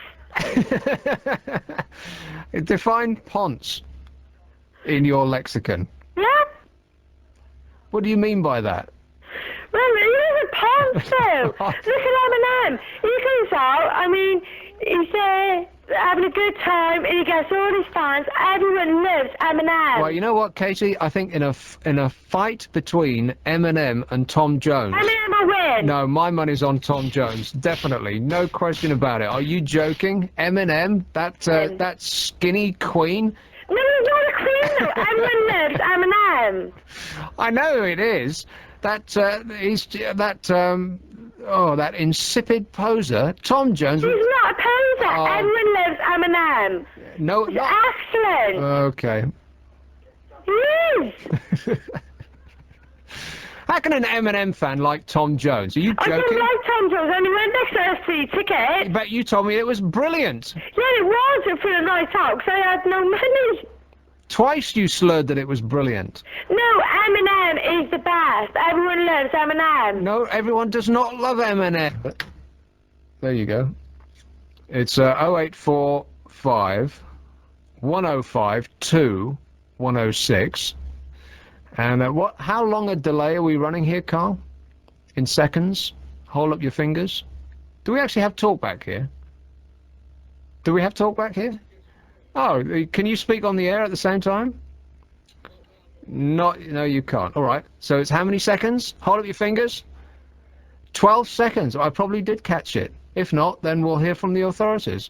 It's 0845 105 2106. Nick Abbott, Real Radio, in for Adrian Allen. The Real Radio Breakfast Show. Excellent. Your morning's bound to have been more traumatic than mine, hasn't it? With Ken Thorne, World of Cars. It's got a good variety of music. I've been in here now for an hour, and she's had a face like you know what. Wake up to the used car revolution. I like the chatty bit. Is that totally true, Terry, or will the lightning strike you yet? Back tomorrow morning from 7.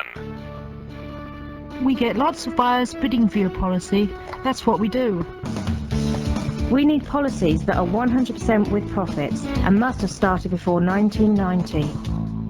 If the policy is taken out with Royal London, General Accident or the Co-op, it only has to be 6 years old. Robin Lloyd Associates is regulated by the Personal Investment Authority. Robin Lloyd, the endowment people, 7,000 222 Hundreds of people are bored with their regular restaurant, and they're more than willing to start seeing other restaurants. They want to try something different, and your restaurant's missing all the action. Add your restaurant to the definitive guide, your best local Wales guide to restaurants in Cardiff and South East Wales. But hurry, because space is limited. Be one of the 20% that's getting some action. Put your restaurant about a bit. Call Cardiff 20 52 42 30. Your best local Wales guide to restaurants. So many restaurants, so little time. The school holidays are here.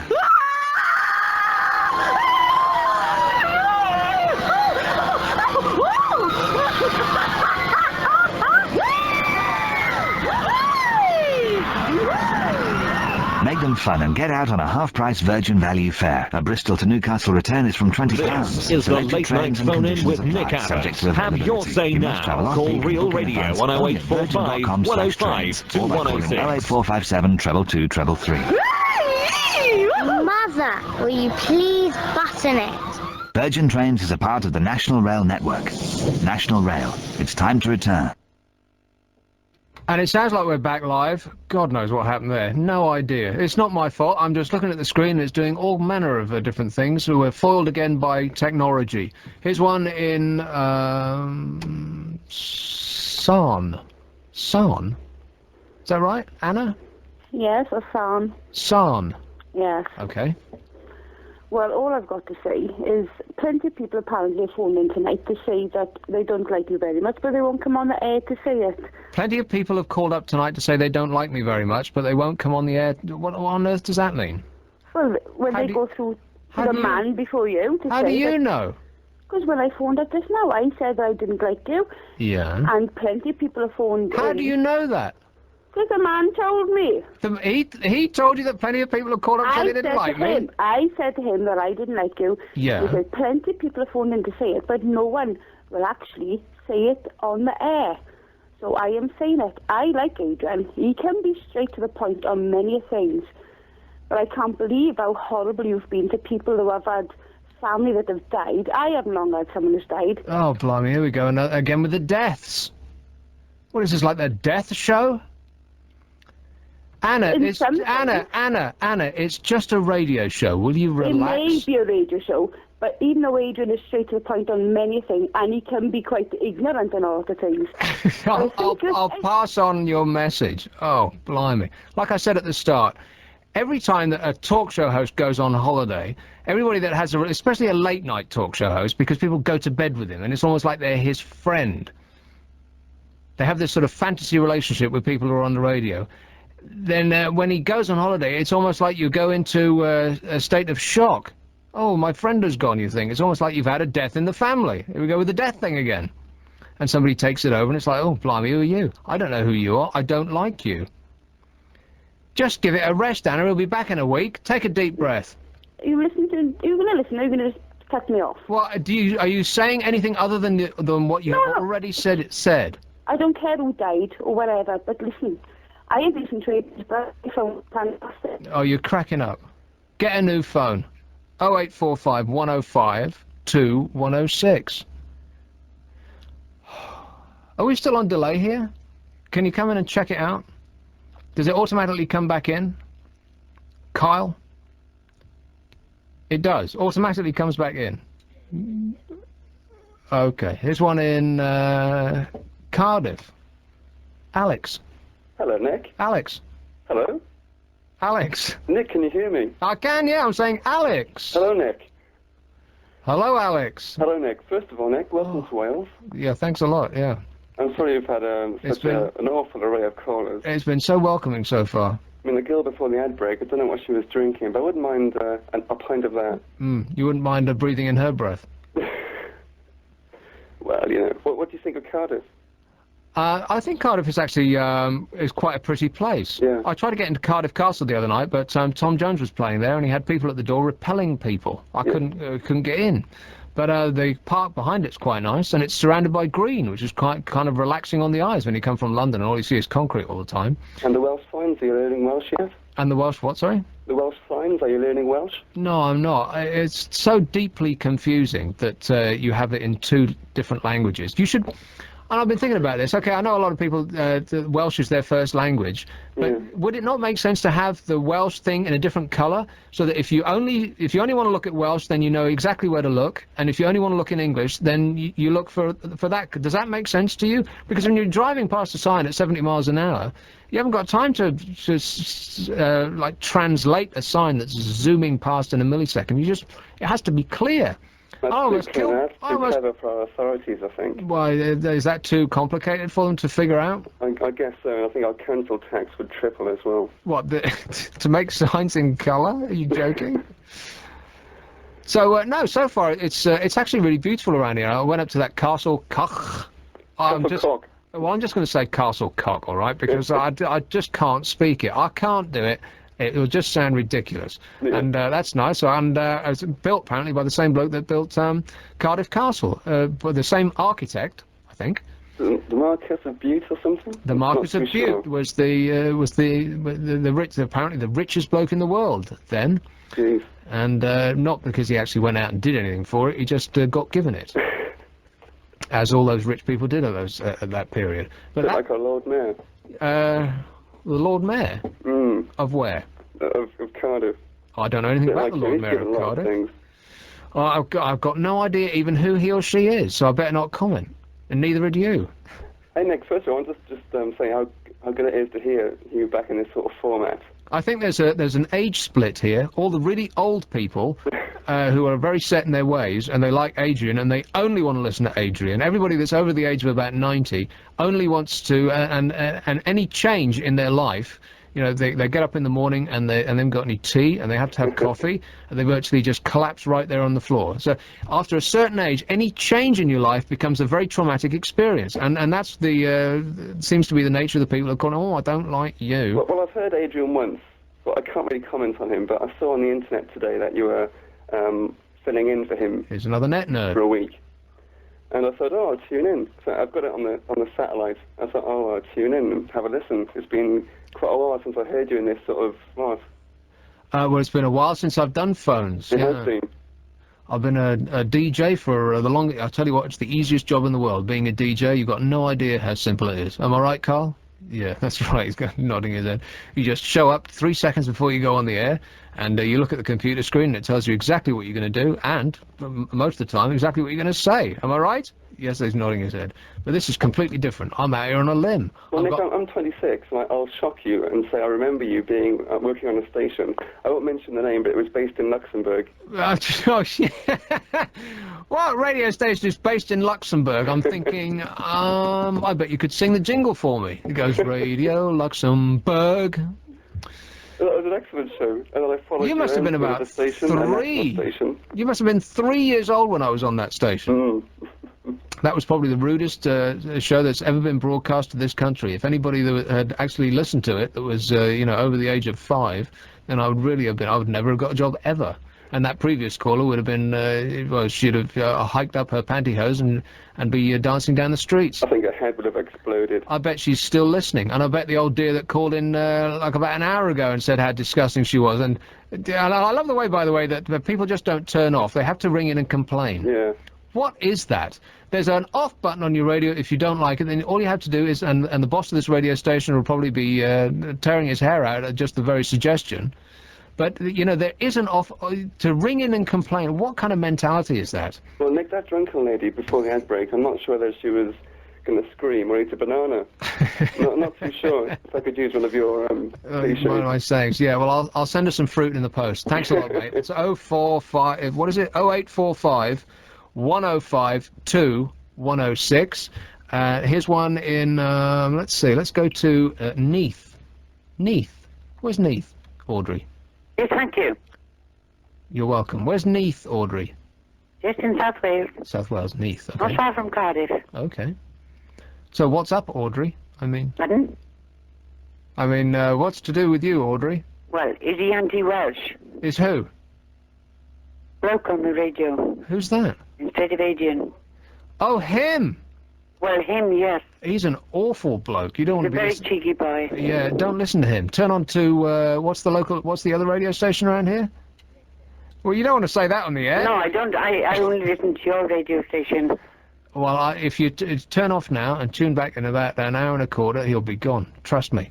0845 105 2106. Here's, Evesham. Hey. Do you see what I mean about the age divide here? What was she, like 1,000 years old? Oh, I don't like him. Yes. Robert. Hello, Nick. Robert. There's a bit of drink going around in the south of Wales tonight, isn't there? No kidding. Especially with the ones that sound like Helen from Big Brother. Well, those are the ones I like the best. So far, all the drunk calls have been great. It's the drunk calls are the best, It's the old aren't they? dears who are high on tea. Those are the ones that are getting up my Well, nose. they were the best on your old station as well, but I wouldn't want to go over old ground too much. But can Elizabeth from Cheddar move to Elizabeth from Cardiff? It'd be a lot better. And I should have brought her phone number with me. You should have and rung her up and surprise call. Well, if I was a Shocked her. if I was a professional, I would have done that. Yeah. Yeah, you should. But, you know, I like a bit of your old stuff, which will bring through to your week stint on here. Like your sound effects. Well, I can't live without my sound effects. I know you can't live without your sound effects, Okay, Nick. request time. Which one do you want to hear? Oh, any. Any? In fact, I'll tell you what I want, what I really, really want. Well, I've played that one already. I can't play that again. Oh, in that case, just pick one that you haven't played. You want to hear it again?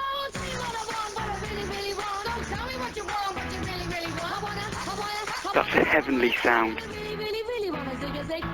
It's the most beautiful thing they've ever recorded. Thanks a lot. Especially the last bit.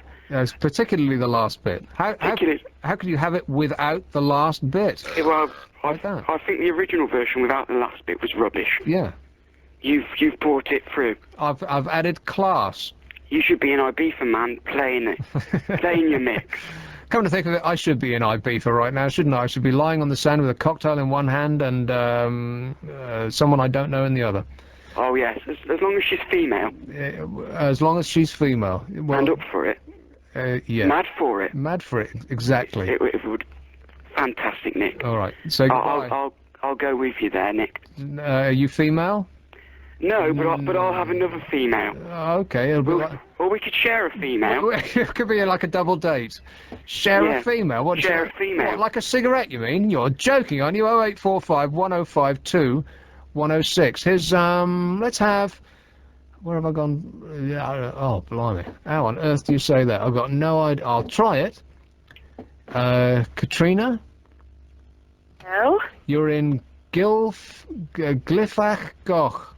Gylfach Goch, yeah. Gylfach Goch.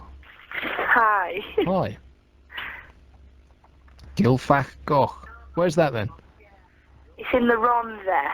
You have to have a certain amount of spit in the back of your throat to be able to speak Welsh, don't you? Oh, I know, I have a very dry throat at the moment, so it's almost beyond me. Gylfach Goch. It's quite difficult, to be honest. It is a difficult bit bad, but it's nice. Anyway, Right, I've come on your air. What it is, a friend named Nina moved to Plymouth last week because she met this guy off the chat line, never seen him before in her life, and just up and went with him. Now, she phoned us today to say that she's going to get engaged to him on Saturday, and I just want to say that she's absolutely crazy. Sounds like She don't know who this guy is, what he's like. She's known him for a week today. Still crazy. And then she's going to get engaged. So... still crazy. Yeah, all together on the O's. Oh, nice. Still crazy. She met him on a chat line, and she's going to go and marry him. Like days later. Sounds like a nut to me. Here's one in and being such, our perfect listener. Here's Penarth. Katie. Hello? Katie. Hiya. Hello, Katie. I've been on a couple of times, right? What? I've been on a couple of times, right? You've been on what? I've been on a couple of times saying about Eminem. Oh, you've been on tonight already? Yeah. Oh, blimey, only once per show, dear. Here's one in Cardiff. Hello, Ken. Hello, Nick. Ken. Oh, yeah. Guess what's on Sky Premiere at the moment? Sky Premiere. Yeah. Blue Velvet. No, Bringing Out the Dead. Bringing Out the Dead? Yes. It is like, it's the Night of the Dead, isn't it? How the devil are you, sir? I'm all right. How the devil are you? I'm wonderful. It's a welcome change to hear you, although we love Adrian in a very special type of way. Of course. It's a welcome change, because I used to listen to you on both of those other ones. Right. But then I got converted to this place. Well, what does that mean? You got converted to this place? Oh, well, to real. To real radio. Yeah, it's just the way that you said that. Like, oh, I'm sorry. Yes, it did sound a bit dismissive. horrible. Yeah. No, it's a fantastic station, I've got to say. Well, I've been listening to it since I got here, and I quite like it. I'll tell you what I really like is the sort of 70s disco thing that they had late at night. Well, not late at night, sort of in the evenings or the weekends. Oh, yes. I was jumping around my in the kitchen in the squalid flat that they've given me. I was going mad, I was. It was great to listen to all that old stuff. I heard Donna Summer and all sorts of things. I've got to say, I was driving from my old dears in Bridgend, okay? I live in Cardiff now. I think she was probably the woman who hated me on the phone earlier on. No, my mother's worse than that, I tell you. Worse than that? I'm in trouble. You have my sympathy. I was driving, and there's a road which goes sort of, not the M4, the A48, it's the scenic route through the Vale, the posh road.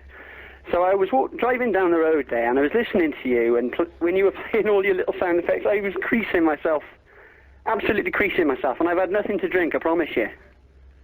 Well, that's good. Drive safely. Thank you very much, and enjoy the week. Welcome to Wales. And stop creasing yourself. I will. I got an iron here, by the way. Well, I think you need a washing machine.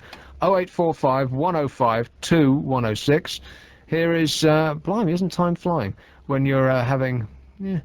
Here's one in Newport. Let's have Newport. Haven't had that tonight. Lara. Hello. Laura. Lara. As in Croft. Right. Hello, Nick. Hello, Lara. As in Hi. Croft. I'm a first-time caller. I'm a first-time listener. Are you? I'm sure you're not. Yeah, I just wanted to remark, really, on your sexy voice. I was wondering what part of the area you're from. It's a nutter. I am not a nut. I'm completely sober, unlike those other women who come on. I didn't say you were. I didn't comment on the amount of booze that you'd had tonight. I'm no nutter. Here's a woman who hears a voice on the radio and is moved. What are you going to show up at the building in a wedding dress now? No, I just got too much time on my hands. That's exactly right. Too much time on my hands. You should be out, doing your bit for society. For society? Or no, the environment. Have you helped the environment today? No, I have done in the past on projects and stuff. Have you? Like what? Just, general school projects. Are you at school? Yeah. You really shouldn't be. This is a disaster in the making, okay? And I want you to listen carefully to me. You really shouldn't be listening to blokes' voices on the radio, because you're going to be one of these nuts who picks up some bloke on the internet and is going to be married. Were you listening to the previous call? I did, yeah. And did you learn anything from that? Not really, no. I didn't learn much from Coronation Street either, so no. Did you learn anything from school? Now, pay attention to me, Laura, and I want you to think very carefully, okay? Yeah. give me one thing that you've learnt at school. Just one. That's all I ask. Just one. How to read Shakespeare. No, not a task or a way of thinking. One fact. That's all I want. A fact. That is not to common, not like 2 and 2 is 4. Now, don't be cute like... Not academically, then. The only thing I learned at school was that carbon dioxide turns lime water... Are you ahead of me? What? Blue. Turns lime water blue? No. Guess again. No idea. Carbon dioxide. Did you do chemistry at school? You must have done. It must be a compulsory subject. I do the broad science, so yeah. Broad science? What does that mean? Instead of doing all 3 subjects, such as biology, chemistry and physics separately in GCSEs, you do them sort of combined to one. So if you're lacking sort of particular skills in one subject, then you can sort of make it up, so to speak. So you can cover it up by not learning very much. So by being good at physics and biology, but chemistry or science isn't one of my strong subjects. It sounds like one of those wishy-washy things that they give people just so that you can get an exam, but no intelligence or learning is required. It's sort of pretty good subjects to take. So come on now, Lara, this is really easy. Everyone should know this. Carbon dioxide turns lime water. Have a guess. No, I have no idea. A wild stab in the dark. No, because you'll laugh. I've laughed already, so I've got it out of my system. No, I'm not going to be humiliated on air. Well, why change a winning formula? Okay, give me one thing that you've learned at school. That's not academic. If I say it, A fact. You'll cut me off. I won't cut you off. Yes, you will. Well, it depends what you're going to say. Exactly, so you'll cut me off. Is it like a sexual thing? It is, yeah. What, you learnt sex at school? Yeah. Really? What, in class as opposed to behind the bike sheds? Oof. Do they actually teach, because I thought that people were still moaning about the lack of sex education in schools. So you got a thorough, how shall I put this?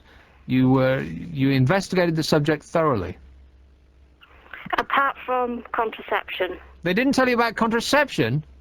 No, I go to a Catholic school, so we don't... Say no more. There's actually 4 girls in my year pregnant, actually. Oh, well, then that whole thing is really working well for them. Yeah. Lots of little Catholics arriving on a daily basis. Yeah, that's really working for them.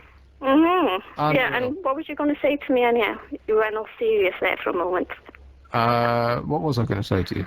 I don't know, you said you were going to say something that's... I should listen to. I'm still waiting for you to come up with one fact that you learned at school. I've been talking to you for the past 3 hours, and you haven't told me one thing that you learned at school, other than they didn't teach you contraception.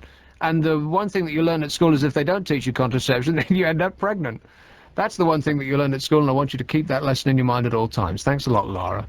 0845 1052 106. This is Real Radio. I'm Nick Abbott, in for Adrian Allen. Here's one in... well, let's go to the Rhondda. Hello. It's on my screen. It says Miss Whiplash. Is that right? Yeah. Hi, Nick. Hello, Miss. Hello. Can I call you Miss? You may. Or Madam? Would you prefer Madam? Anyone will do. Each one? Either or? Either or. It's like you're an in-betweenie. Yeah. That's me. So what's up, Miss Whiplash? Well, I was listening earlier on, and somebody said you had a nice voice, a sexy voice. Yeah, I think it was the previous caller. She was a nutter. We've already established that. Well, you haven't got a bad voice, but there is one that is really sexy. Okay. Is it... I know who you're thinking of. Is it Mike Tyson? I am very sorry that I screwed up. Totally screwed. I mean, I am so sorry. You just don't know how sorry I am. Mike. I'm sorry. His name is Kyle Evans. Who's Kyle Evans? The one that's answering the phones tonight. Oh, blimey, it's nutter number 2. It's like 2 in a row on the Nicky Abbott show. He's not listening to you right now. He's answering another call, so he's missing this ego stroke. Would you like to come over and stroke his ego? I'll give you our address. Definitely. So why do you call yourself Miss Whiplash, madam? I really can't go into that. Oh, come on, no. just give us a hint. Do you have a cupboard that you actually lock? No, I have a naughty mat. A naughty mat? Mm. Blimey, my mind is spinning. A naughty mat? Mm-hmm. Well, a mat that you put on the floor? Yeah. How big is the mat in feet? Go on, hazard a guess. I don't know, about... 3 foot by 4. Is it 1 foot square? How big is it? It's about 4 foot. 4 foot square? Yeah. Right. And what do you do on it? I can't tell you that. Do you coat yourself in grease and wrap yourself in it? Is it made of rubber? No, it's not. Well, what's it made of? It's just a Cotton. normal mat. A mat made of, like, cotton? Yes. It's a cotton mat. Okay. Yes. Well, and you stand in the middle of it? I don't. Oh, it's the person who is on the receiving end stands in the middle of it. Yes. You've got it, Nick. And does any money change hands during the course of an evening? No, it does not. Oh, you do it just for fun? Yes. Right. And how much fun is it for you? It's quite a bit. And how much fun is it for them? Oh, it's definitely loads. Huge amounts, where it's like happiness all round, isn't it? Yeah. Happiness, happiness, the greatest gift that I possess. I thank the Lord that I've been blessed with more than my share of happiness. Can I ask you if you've been blessed with more than your fair share of happiness, madam? Definitely. Well, it's a beautiful story, and it's heartwarming to say the least, and buttock warming in a few cases. Thanks a lot, dear. 0845 105 2106. Swansea, Newport, Cardiff, 105 to 106 FM, and digital radio. The South Wales and the South West. South Wales News Leader. Real Radio, South Wales. It's midnight, I'm Ellen Llewellyn.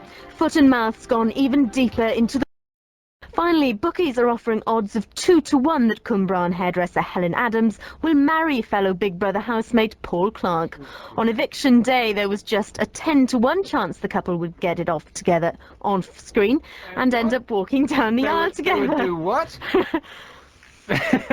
That's your fault, then. You interrupted me. Oh, right. Mm-hmm. And, yeah. Are you not a professional? A professional? Yeah. As in a professional? Exactamundo. Well, supposedly. Supposedly, right. So that's Real Radio News, and there's more at 1 o'clock.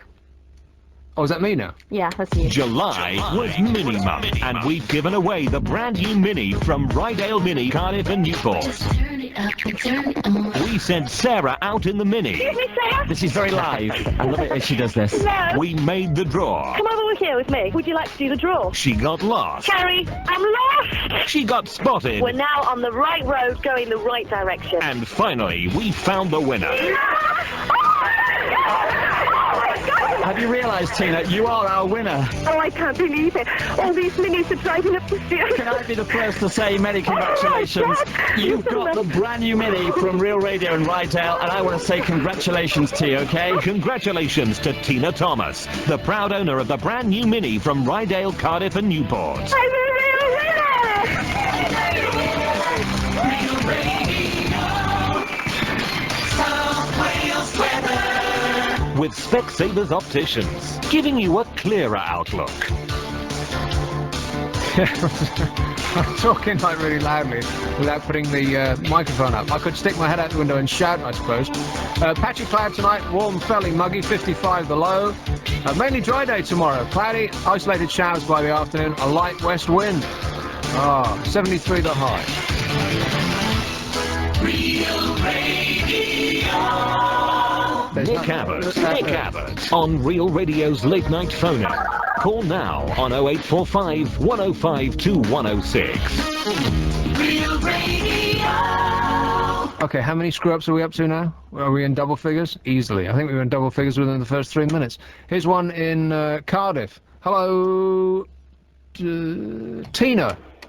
Hello. Tina. Hi, we've waited a long time. What a great name. What a great name, Tina.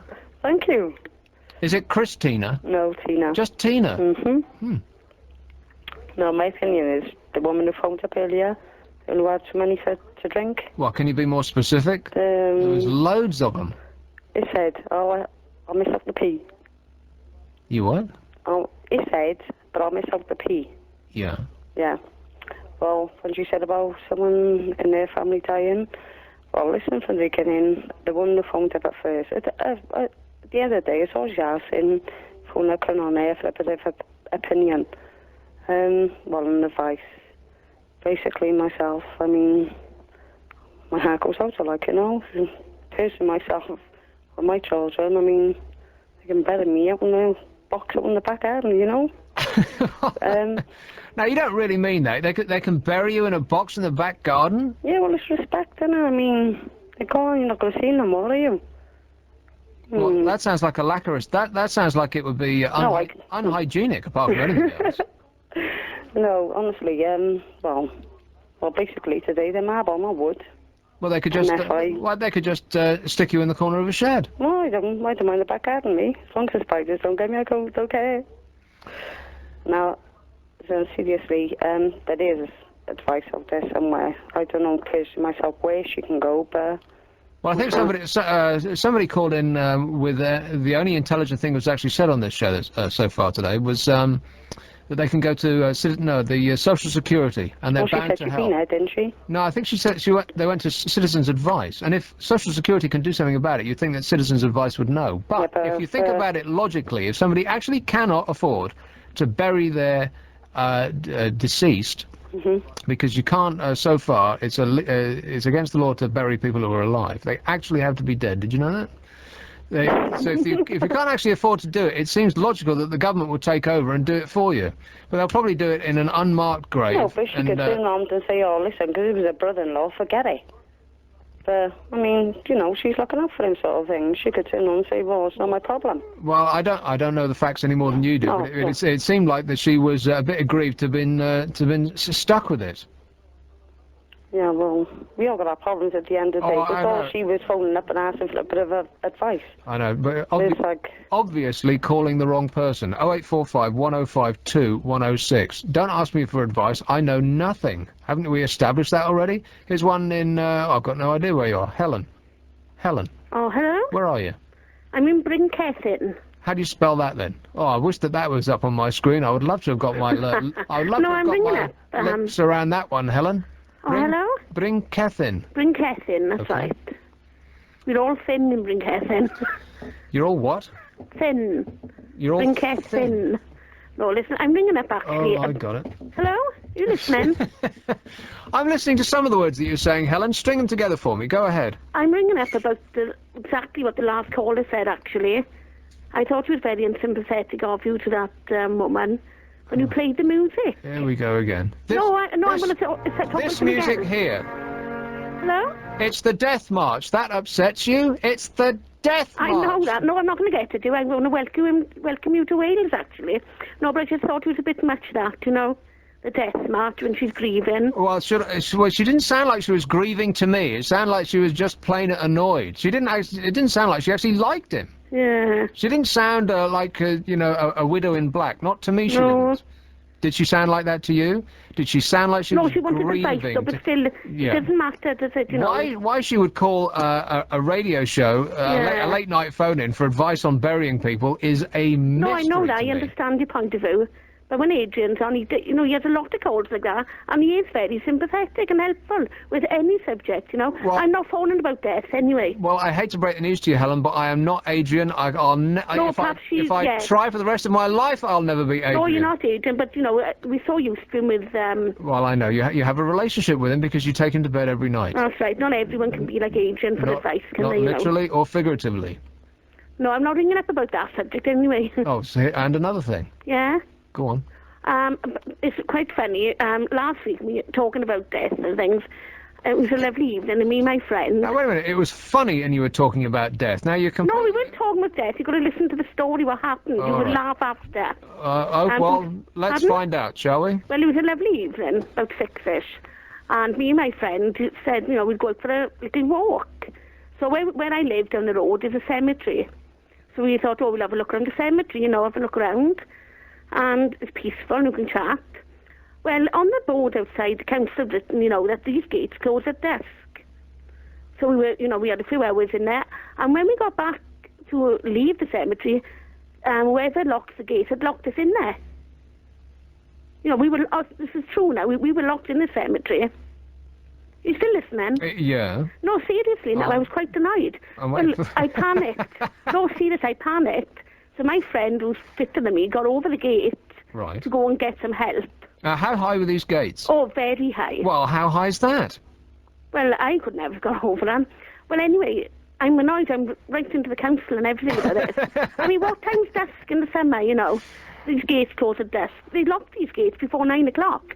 Now, it's all very well us two were locked in there, but what if it'd been a pensioner or someone with a child in there? I assumed that you were a pensioner. I don't mean to be insulting, but... No, but... How old are you? So luckily we did get out eventually, because I had the mobile phone on me, and I rang my mother. My mother, we came down, and neighbours opposite knew someone with the keys, but... You know what I mean? We were stuck in... It could have been, we could have been stuck in there all evening. They should walk round before they lock these gates and check that the graveyard is empty. Shouldn't they, though?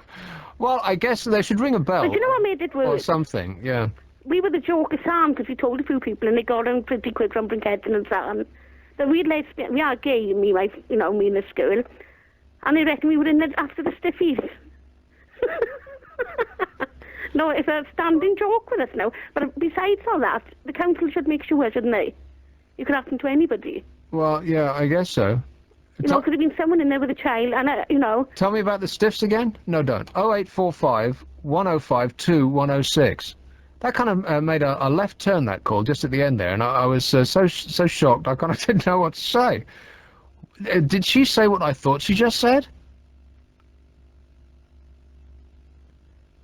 She did say what I thought she just said, right? They were after the, her and her, really? Who'd have thunk it?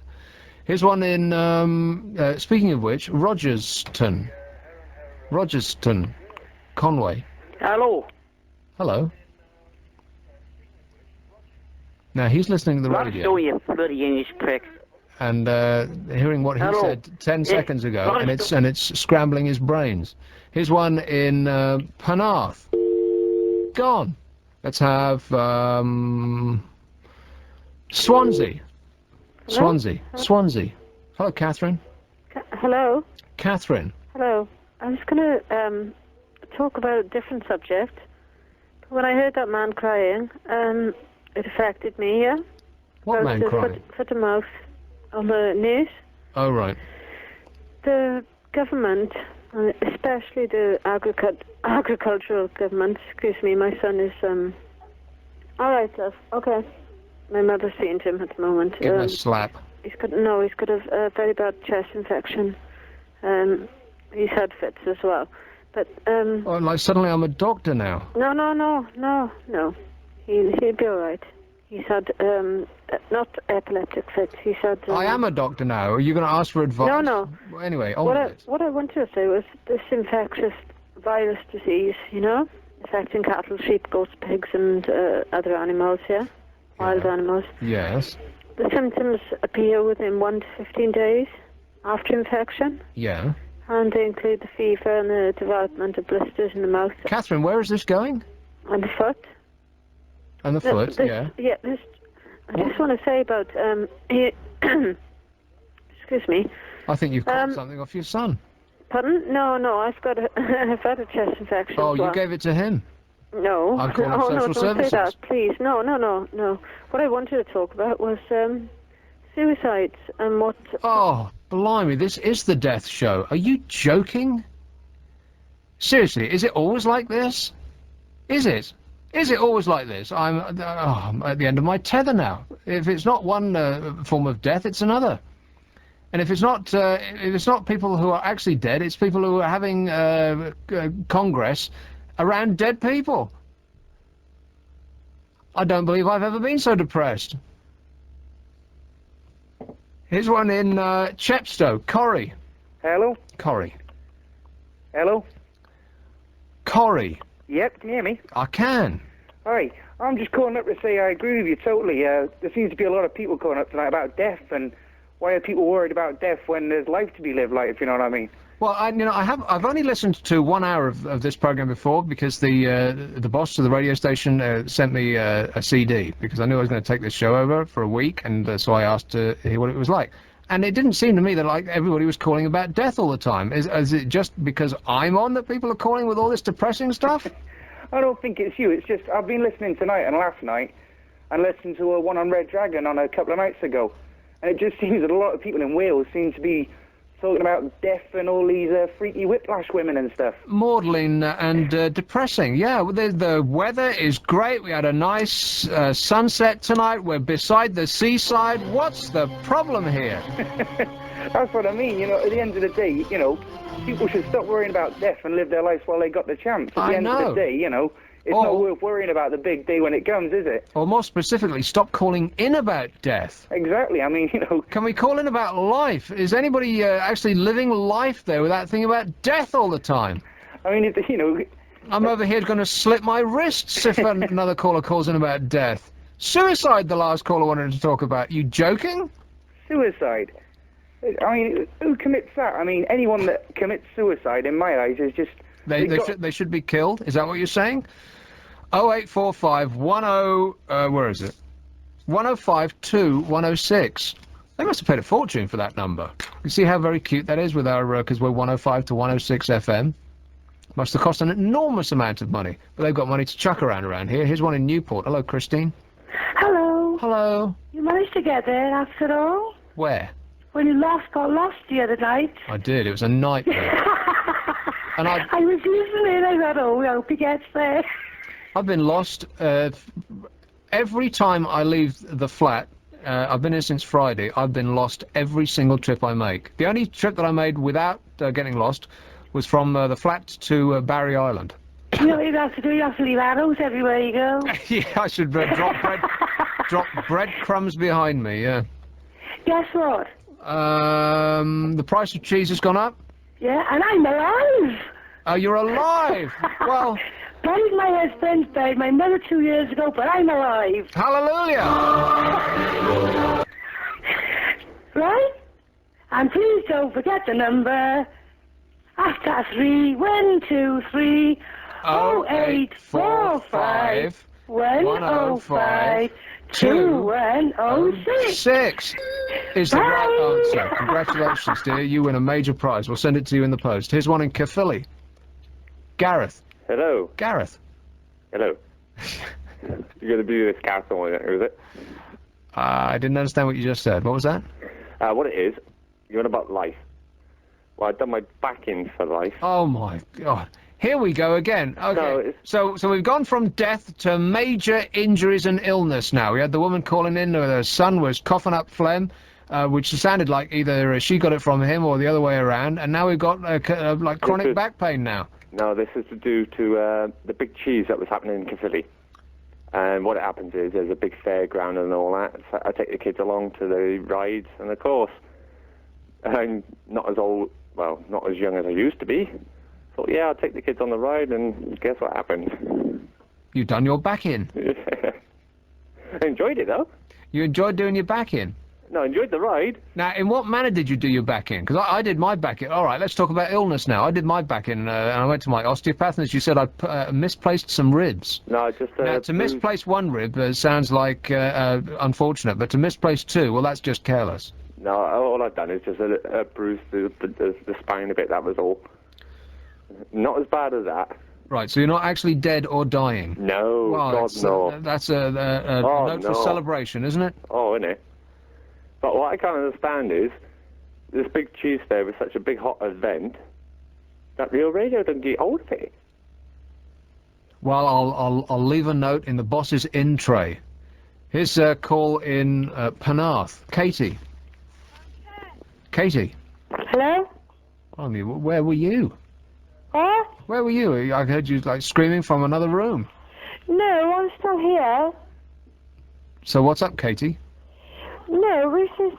Every time I ring, you keep hanging up on me.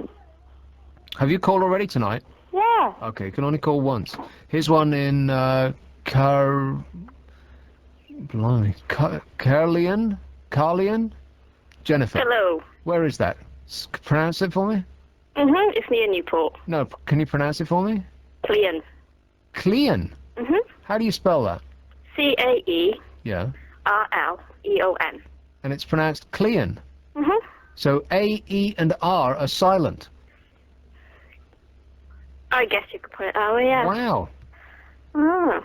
Okay. Yeah. Nobody would ever guess that. I mean, as a non-Welsh speaker, it's almost like you've done that to fool me. C-A-E-R... C-A-E-R-L-E-O-N. is Clean. Yeah. Okay. So, Jennifer. Junifer, yes. Yeah. Yeah, what I want to talk about is this program tonight is focused on death quite a lot. Oh, not because I wanted it to go that way. Listen. No, I've got a valid, sensible question which you've not heard before. Okay, Well, not tonight, anyhow. What's your query, madam? Well, me and my friends were debating. First of all, is necrophilia illegal? And second, is it possible for a woman to become a necrophile? Okay, so we're twinning our two topics of the evening, sex and death, in the one question. Is that what you're saying? It's almost like a dream come true, isn't it? Is it illegal? Are you joking? Almost certainly. They'll put you in prison immediately. You'll get to share a cell with Jeffrey. Yeah, but I mean, there hasn't been any recent cases, so is it? I mean, there's none that I can remember. You'd think that they would be well publicised. I mean, that would be like the front page of the Super Soraway Stun for a start, wouldn't that? That would knock Big Brother off the front page of the Sun, wouldn't it? Well, it'd be in like the Sun and the Star and stuff, yeah, surely. They'd love that. Yeah, well, I mean, but there hasn't been any, has there? And you've been scanning the papers on a daily basis. Yeah, I mean. Are you insane? No. But what about the second question? Because. And what was the second question? I didn't like the first question. The second one is probably going to make my earphones fall off. Go ahead. Possible for a woman to become a necrophile?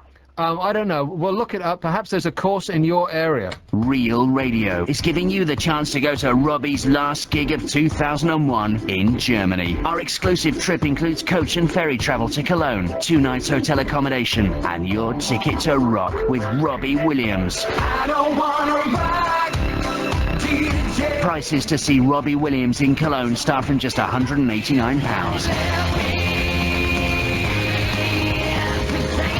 To book, call 0870 840 6040. That's 0870 840 6040. Robbie Williams, live in Cologne. I'm loving angels instead. Only with 105 to 106 FM Real Radio.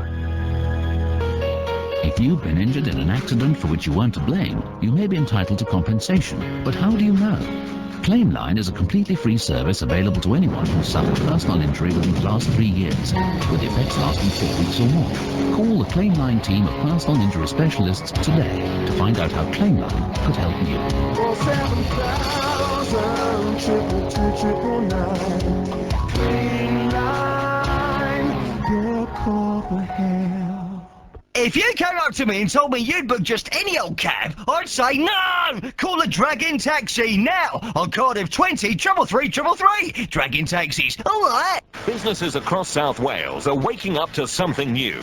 It's business that works. It's advertising that's powerful. My name's Gareth Evans and I'm the operations manager for TrackSafe UK. The staff we were looking for were railway orientated personnel, but we also looked at the unskilled labour that we could actually train. We had a very good response with regards to the initial first 2 days of the advert. TrackSafe UK was on the air for 2 weeks, and in that period we had over 350, 400 phone calls. The response from the advert has been absolutely phenomenal, and we are now looking for further investment in Real Radio. Great business is about partnerships that work. Become one of ours. Call the Real Radio sales team on 02920 315 100. Nick Abbot on Real Radio's late night phone-in. Call now on 0845 105 2106.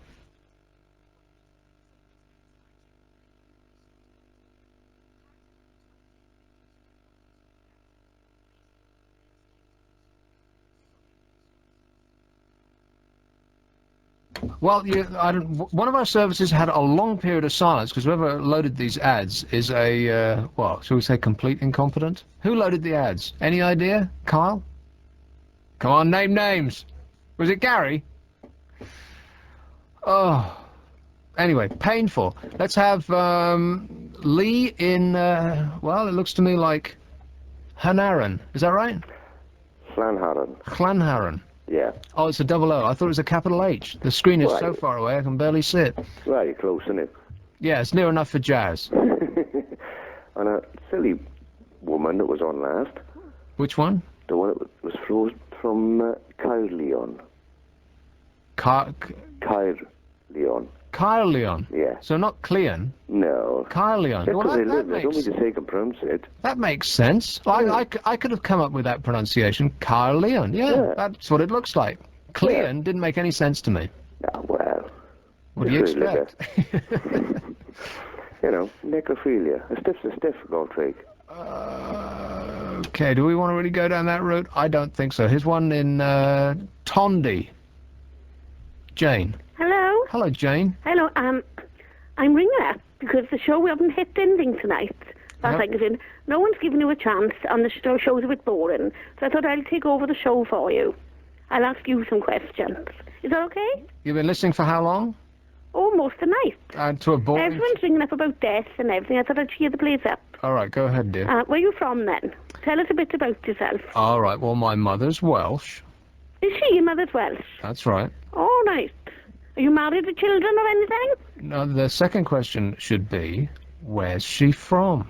All right, where's she from, then? Where's she from? She's, well, you're not going to like it when I say this. What?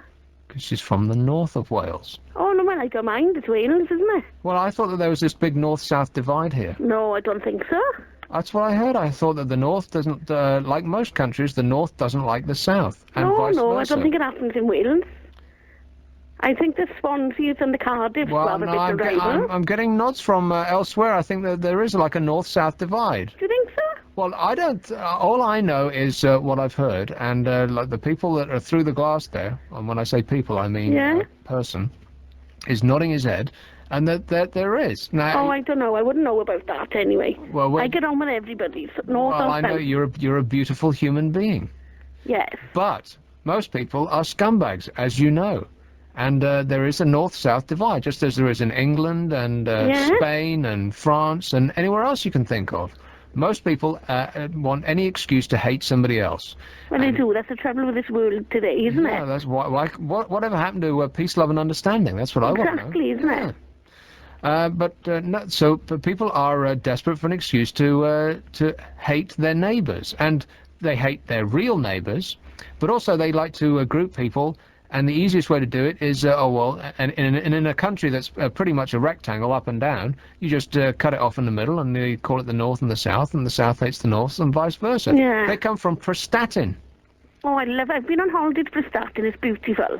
What's wrong with Prestatyn? It's better than Ballyporthcawl in the south. Well, I've never been to Porthcawl, so I don't know. But Barry's all right. Barry kind of reminded me of Prestatyn. It has that whole seaside thing. Well, the seaside, but that's it. If you go to the west, you love seaside. It's all the same, isn't it? I wouldn't want to go in the sea. No. I went near it. I wouldn't want to go in it. In the sea? Well, in the sea around, anywhere around Britain, come to think of it. When the waves come in and they're brown, that's not any kind of water that I want to go in. Yeah, that's Porthcawl as well. You don't need surfboards, love, to go surfing. You just sit on one of those and you'll be away. Right, lovely. When it comes in with with foam on the top, that's, you know what I mean? That's like industrial sewage type foam. Yeah. Then that's no kind of water that I want to get in. I think the only water that I would want to get into in this country is that which is surrounded by tiles. Yeah, in the pool, I agree with you, yes. You were right there. You are right. So, what else about yourself? What interests have you got then? Well, I expected the phone lines to light up like a Christmas tree here about the north-south divide, no. I would be interested to find out what is the thing with that, because I thought that the people from Rhyl hate the people from Swansea and vice versa. Is that not true? 0845 1052 106. I don't do topics, but that's just something I'm curious about. Yes. Oh, I haven't noticed that. I got to be honest. So you've heard about me. Let's hear about you, Jane. Tell me something about yourself that nobody knows. Now, nobody knows who you are, so you can go ahead and feel free. Let it all hang out. Go ahead. Oh, don't let it all hang out. What nobody knows about me? Nobody listening to this knows who you are, right? This will be I don't think so. Yeah, exactly. So this will be like an ideal opportunity. I got some friends listening that knows me, I suppose. Well, they who listen quite regularly to the show. They probably know your hidden secret. What hidden secret? Well, that's what I'm asking you. Well, I'm not going to tell anyone because they'll know my secret then, won't Well, they? just give us a hint. About what? What type of thing?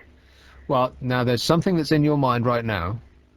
The first thing that you thought of when I said that, that's what I'm talking about. About my secret? Yeah. No, you don't have to think about it because you already know what I'm talking about. I'm a chocoholic. Well, I think we need something a little more than that. A sexaholic? Is that what you are? Yeah. Are you a sexaholic? I love it. Don't everybody? Oh, is that a question? Doesn't everybody? Is that what you said? Yeah, doesn't everybody? I'm not sure that that's in the actually north true. and the south. I think that a lot of people like the idea of it, but actually when it comes down to doing it, I think most people would prefer to just watch TV. You know what I mean? Yeah, the TV. How old are you? I'm 34. Approximately 34. Yeah. Okay, we'll give it a couple of years, Jane. And you like Boy George, would rather have a cup of tea. Oh, I don't know. I don't like tea. I don't like coffee. I drink water and cider. Water through the week, cider on the weekend. You'd prefer a pint of cider and a chat with your mates rather than actually getting, dirty? Yeah. Oh, no. No, absolutely. First out to the girl, isn't it? You're going to have to trust me on this. Your interest in sex will wane. And around 34, that's about the age that that it will drop off, as will most of your body parts. Oh, my body parts won't drop off. They'll be swinging around your knees, dear. Well, they're nearly down there now, so that doesn't matter. There you go. I'm 4'10" and my best is a 46 double D. Honestly now. It's terrible. If I turned you upside down, you'd be like a weeble. You remember weebles, don't you? Weebles wobble. Yes, I remember those, and my sister had a set of those. That's right. Yeah. So, You're anyway. 4'10", and you have a bust that's what? 44 to 46 double D I am. Honestly now. What an extraordinary silhouette you have. My husband loves it. Well... I hate it. Because the bras are too expensive. It's awful, the price they charge for bras. Does it also, does it put a tremendous strain on your back? Sometimes you wish that you could just take them off? Take what off? Not the bras, the what's in them. I gotta be honest, I'm not very proud when they get on my nerves. It's sweaty in this weather, and you can't wear nice t-shirts, because I don't like flaunting my cleavage, and they're just like a pair of footballs. It's awful, you know? Now, why don't you like flaunting your cleavage? Is it because of the reaction you get? Or are you... Well, you can't help it, really, you know? It's just when you're big-bested, that's it, you know, innit? But I like the way when you talk to men, they don't talk to your face, you talk to your best, you know? Well, being 4'10", I'm sure that many men are already looking down, so they can't help but, if the vast acreage below your face is presented to them, how could they not look? Yeah, I agree, but if you're sitting on a chair opposite them, it's the same reaction, isn't it? And I mean, no one who drinks wine from a glass. You can't just be sophisticated and have a drink of wine from a glass. I mean, the bottom of the glass touches the boob and you can't fit the glass near your mouth. It's terrible. For all you women out there that's envious of these women with big boobs, I mean, £24 for a bra. And you can go into Peacocks for $2.99. I'm jealous of these women with small boobs. Really jealous. It's really messing my life up sometimes. Honestly, I can't go running. I went to Oakwood Park yesterday. I couldn't go on that, not bounce? Well, bounce, yeah. Nothing. I couldn't. Because they'd be... well, I was afraid. Yes, I was afraid. Out of control, yeah. And it's painful. I got little shoulders to hold the straps up and these two big footballs. It's terrible. You push a Tesco trolley around. You go in, when you empty the trolley to go in Tesco's of your groceries, my boobs are in the trolley. How many times I pulled them out, I put them on the actual till. Well, you could. And the woman said, excuse me, but there's no markings on you. Oh my God, that isn't melon. No, it's my boobs. Have you ever run your boobs over that the thing that beeps, that gives the price? No, I've never done that. I've had a few beeps on them, when I flashed them. When I drink too much, they had a flash, and it's terrible. You could put them on that metal plate that weighs things. Oh, I've done that before now. No, but it's not, you know, And the it's result, not fair, is and the it? result is, I'm sure we all want to know, how much do they weigh? I haven't weighed them. You just said that you had. No, I haven't weighed them. Right. No, I just put them on the test gun, you know, the belt that goes along by accident. And if money was not an object, would you get a boob reduction operation? Well, it's not the point of money. It's easy to get money to have it done if you save it. I'm afraid to go under the knife, Right. to be honest with you. It doesn't sound like a nice thing to... I'd be afraid to have it done. I watched it on TV, that operation on Sky, and it's terrible. The amount of fat that comes out of them. Oh, please. Honestly. And when I gave birth to my son and my milk came in, I was a 54-inch breast. And I'm 4'10". 54-inch, honestly, my milk came in. Well, I tell you what, my husband put me on the doorstep when I went home. The milkman was taking me home. It was awful. You know, but we see we're on the subject now of boobs, isn't we? Well, boobs is a lot better than death. I would happily talk Yeah, about but boobs many all man night. dying, it's actually easy, me tell you. Well, I wish you all the best. And All the best. all the best, and all of the happiness that you and Now, you're going to be boring now, now. and your boobs deserve. All right, nice talking to you. Thanks a lot, Jane. Bye. 0845 1052 106. And you do have a vivid mental image of it, don't you? Here's one in Cardiff. Hello, Paul. Hello. Paul. Yes, Paul. There is a difference between a north and south. Yeah, go on. Yeah. I was in. Hang on. I Turn the radio down. That's right, because it's impossible to speak when you're listening to what you said 10 seconds ago. Your brain just stops. And he's gone. The radio's in the next door house. Anytime you're ready, Paul, it's a live show. Paul. Okay, hang on. Do you want me to put you on hold? Please hold. Anytime you're ready. Are you ready? Back with you, Paul. But time is running out. Faster than you know. Listen. Oh, dear, we seem to have run out on that call. Here's one in Newport. Hello, Vicky. Vicky. Here's another one. Don't listen to the radio. Listen down the phone. Hello. Hello? Oh, I'm dying over here. Yes, Vicky.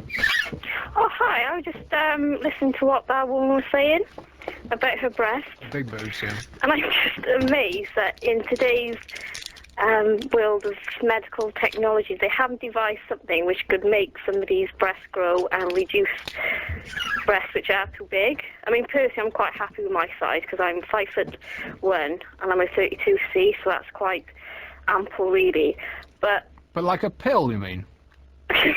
yeah, That seems not unreasonable. I know, but And a similar one for men. Is that what you mean? not so much men, but I can't understand that. I mean, there certainly is a market out there for it, and the person who designs it obviously would earn a considerable amount of money for doing so. And No question about it. If they developed a pill for men, they'd probably beat Bill Gates. He'd be the richest person on the face of the planet. I think the male reduction pill wouldn't sell too well. No, but I don't think that. I think it'd be more beneficial for women because it's more visible, so to speak. Well, men could make it more visible for you. Would you like to? Would you like it to be on show more? More bounce to the ounce? Is that what you want? No, I'd rather not see it actually. Really? Yeah. Whatever. I don't mean ever. I just, Well, You'd rather not see it unless it's I see them absolutely quite a lot necessary. in my line of work, so I don't really think it's very pleasant to look at. Okay, now I almost hesitate to ask this question. What is your line of work?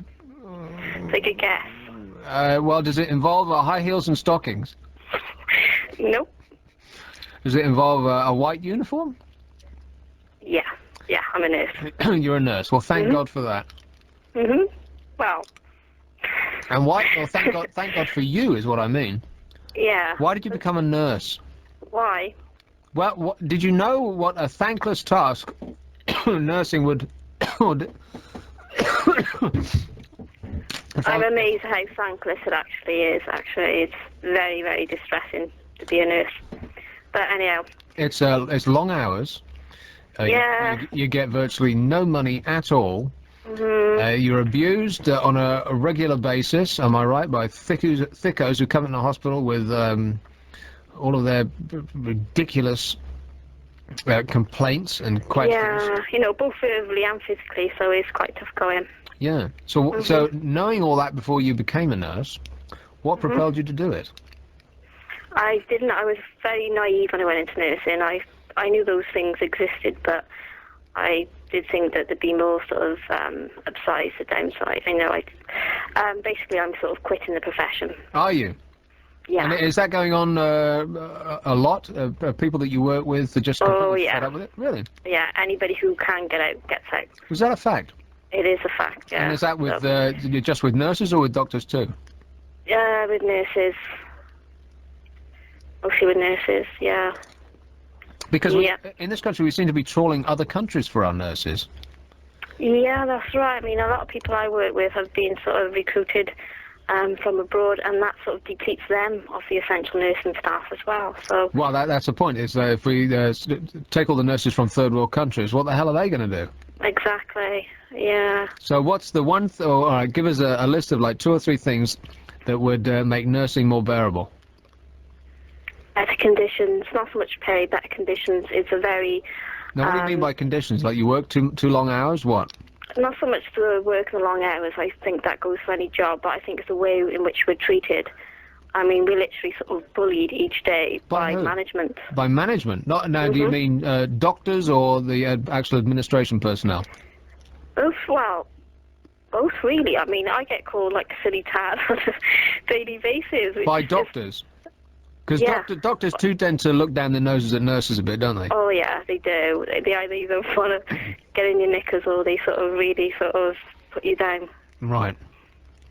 So it sounds like a nightmare. You know, we think of nurses in this country as Florence Nightingale, as you know, the angels who come down to save us and administer to us in our time of woe.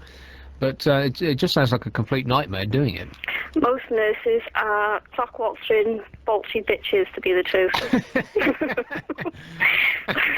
They should put that on the recruitment posters, shouldn't they? If you want to be a clock-watching, bolshy bitch, be a nurse. Okay, well, you really have sold the profession to us, Vicky. Thanks a lot. 0845 105 2106. Here's one in Cardiff. Hello, Jim. Hi, Nick. How you doing? All right, thanks. Lovely, Nick. It's about the north-south divide. Yeah. Yeah.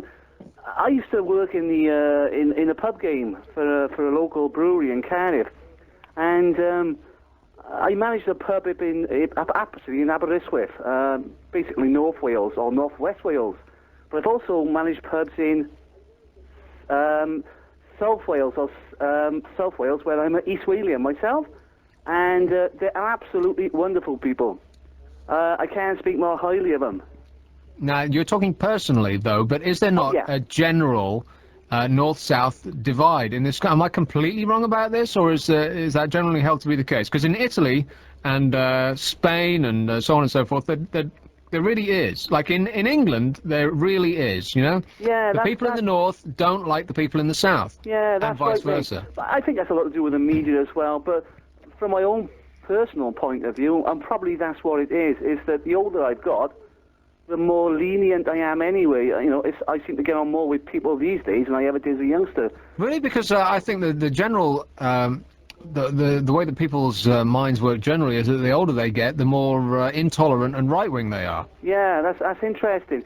You know, let's say the pub I had in Swansea was really good. The client group that drank there facilitated the actual, or actually used the pub, were absolutely superb. And it's a free sister in a place called Cumbulla. And hopefully, if any of them are listening now, I'll just send them my regards from an East Walian. Well, it sounds like you just did. And what a beautiful word, or pair of words, East Walian. It's a wonderful phrase. Thanks a lot, mate. Okay, take care, Nick. Here's one in Cardiff. Hello, Paul. Hello. Nick? Paul. This north-south divide, I've been in the Merchant Navy for over 26 years, right? Nick? Yeah. And I was in a bar in Cadiz in southern Spain. Actually, it was called the Bar Cardiff, because Cadiz in Spanish means Cardiff. Does it? Yeah. That I did not know. I didn't either. But actually, I said, this little walled city, beautiful city.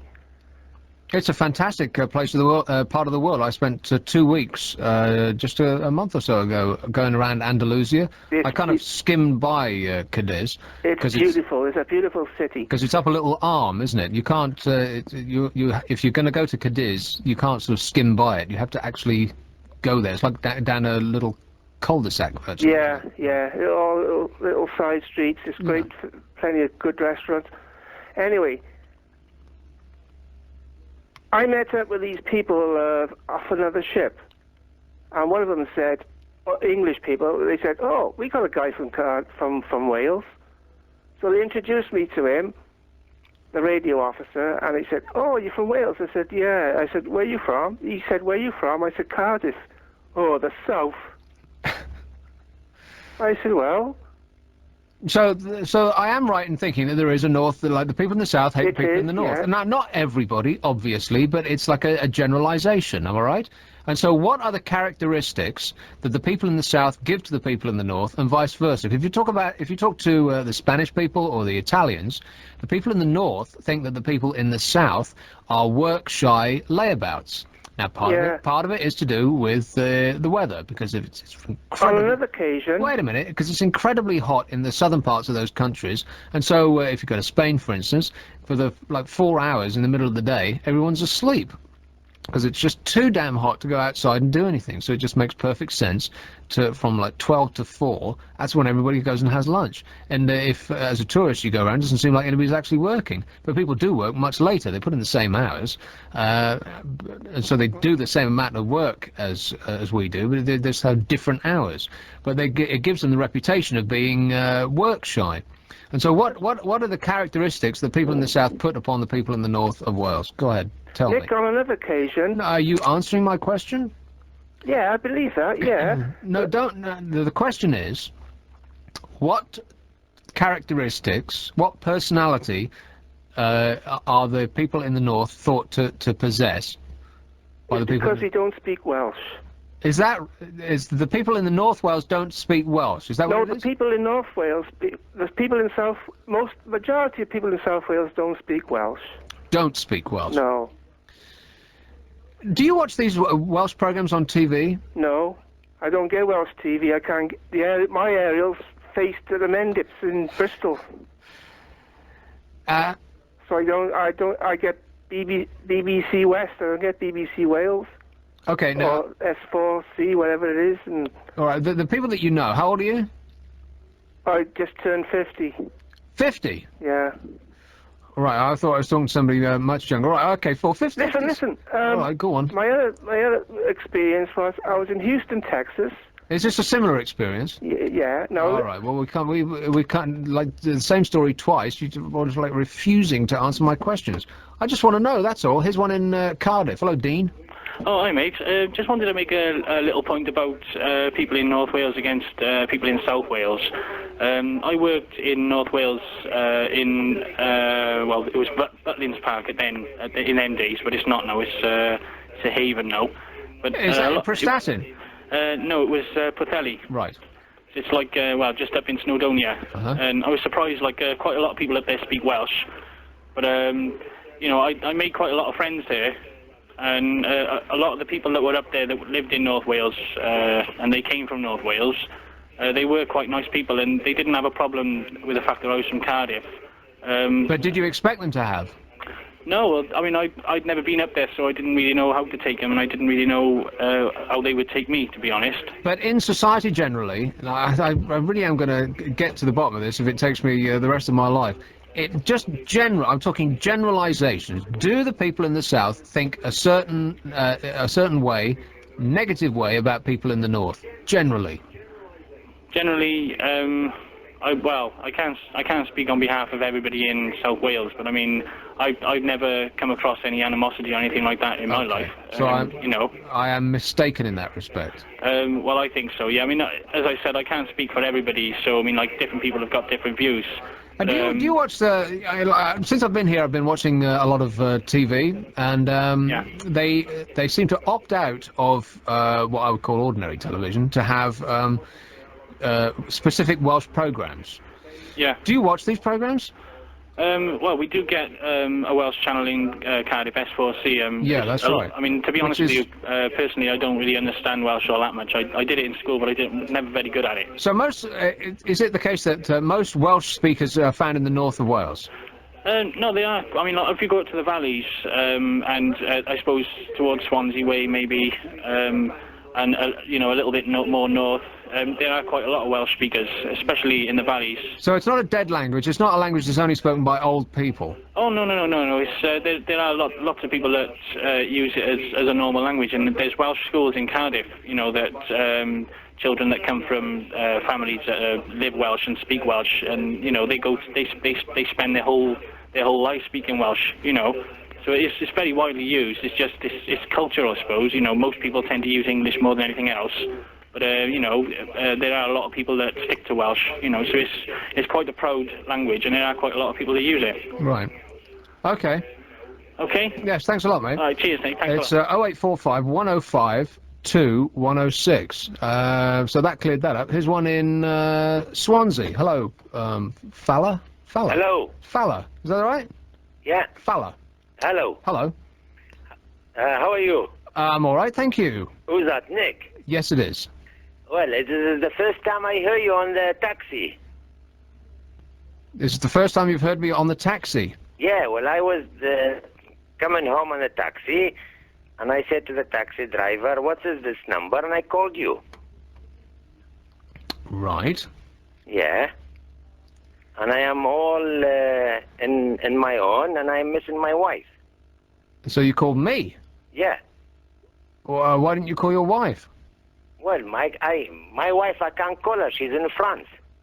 You can't call France? No, I can't call my wife. It's like 010 and then the area code. Go ahead, give it a shot.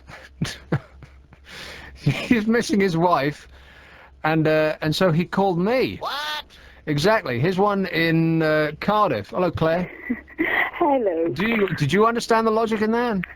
No, not really. Not really. Maybe my voice reminded him of his wife. God knows. You've had some right weirdos tonight. I know. I don't normally listen. I was on my way to bed. They just attracted me. I thought, oh, it's all happening on me tonight. So anyway, Claire. Yeah. So what were you going to call about? Or what did you call about? Listen, well, I said probably north-south. It's not so much north-south, but I find like the Welsh people, they are more, I don't know, you call them the club, and you get more attitude from the Valley girls. So when you speak to them, everybody's fine, they're friendly, but there is that initial, you're from the city, you're not proper Welsh. Is that what it is? Yeah, it's more with Cardiff than anywhere else, I think. That's my attitude anyway, and a few of my friends. So people from, okay, you're going to have to spell this out for me. People from Cardiff don't like... Oh, no, it's not that we don't like them. It's nothing to do that we don't like them at all. It's, they came into the clubs and that, but straight away it's attitude. They're not friendly until you speak to them and you break the ice, and then everything's fine. And who are they again? Well, it's everywhere. It's Barry-ish, Newport. I no, just but start to write it now. But they are who? Valley girls. Is that what you said? Well, no, I said with people from the Valley, but not even them specifically. Like even like Barry people, Newport, they can come in and I don't know. They're not friendly. Come in here, but once you actually do talk to them and you break the ice, they're like, "Oh, you're lovely, but you didn't look it, or we didn't like you." And well, it's the same with all generalisations, isn't it? I mean, you can say that you don't like a group of people, but if you talk to them on an individual basis, then suddenly then they're a person, and then you. Yeah, but it's something to do with the city, though. They always say we're not proper Welsh because we're from the city. I've heard that since I was little, Joe. You're not Welsh, you're from the city. It's not Welsh, proper Welsh. Like North Wales are the worst. They are. They have got the most problem with people Now, and the most see- racist, and I know I shouldn't say it now. Well, but, now it's but all they coming are. out. This is what I was after. It's the people from it's the people from the north that you don't like. Well, it's not that we don't like them, but no, they are the ones who have got the most, like, ideas. No, they were not so much ideas, but ideals. No, that's how it should be, and this is how it is, and that's not right, and no, they. Now, is it like an old world way of doing? Is it old people? Is that what it is? I don't think Is it so like much old people, stuck in the but mud I people? do think they're a little bit behind. Right. They're a little bit behind the times. So- Not much. Maybe in the 90s where we're in. So, Claire, to sum up what you're saying, Claire, is that you think that the people in the north are retarded. Is that what you just said? No, I never. Okay, just as long as it's clear. All right, I think I got what you mean. Thanks a lot. Okay, thanks. Bye. It's 0845 105 2106. Now, Carl, I have to do something special in about 4 minutes, and I've got no idea what it is. It's to do the news thing. And you're just nodding like everything's okay. And what is it that I have to do? I have to play 2 carts or something like that. So I have to do something that no one has showed me what to do, and it's 4 minutes to go before I do it. What is it? Do you want me to show you? That would be super. Okay. Right. You need a button. You need another button. Can I press some buttons? Please do, at your leisure. All right. Go to that button there, and simply hit that one there. D. Yeah, D. Are you sure? Yep. At the right time. How come it's? And it has to be on the second. Oh, more or less. Like if I was just if I couldn't be bothered to go on any further, I could just do it now. Yeah. I could be at home before the news is over. That's right. All right, here's one in rapidly running out of time. Here's one in Swansea. Hello, Sandra. Hi, Nick. Sandra. Hello there. How are you? I'm all right. What's up with you? I was just ringing in regard to the north and south. Yeah. What we generally find in Swansea is that Swansea is a city, and there's a lot of Welsh people, a lot of Welsh speaking. I personally don't speak Welsh, but I understand it. And to be quite honest with you, we don't really class Cardiff as Welsh. They're not very Welsh speaking. What? Even in the dialect, we're all Celts. The north and the south. We are all Welsh people, but we're different Celts. Do you understand how ridiculous that sounds? You don't count the Cardiff people as Welsh? No, we don't. No. You mean now? Explain the logic underlining that conclusion. I've got no idea what that means. Well, if you listen to a Welsh accent and you listen to the Cardiff accent, you can see, you can hear the difference. They haven't got such a lull with the talking as what we've got. Right, they don't have that poetic lilt that you have. No, exactly. They have sort of up and down cadence. Exactly. Right. And this is you ask anybody from Swansea or Llanelli or anywhere like that, and there's not many people would class Cardiff, Newport, the other, that way as Welsh. They're more English than Welsh. We are a city in ourselves. But you're only, how many miles away? Like 40 miles, something like that? Yeah, fair comment. But we still class ourselves as far more Welsh than what they are down there. Have you ever been to Swansea? I'm going there, I hope to go there this weekend. I was going to go to the Mumbles. Yes. Is that something you recommend? Oh, definitely. And the Gower course. And what's there when I get there? You've got lots of pubs. You've got lovely scenery. Yeah, there's pubs and scenery here. You're going to have to sell it a bit more. No, not like Swansea. Right. I mean, Cardiff hasn't got the Gower coastline for a start. Well, what's in the Mumbles? What's the Mumbles? The Mumbles is a little village, which is about 2 miles out to the town centre of Swansea. You're right on the head, on the pier. As I say, it's a very picturesque place. It's a what? A very picturesque.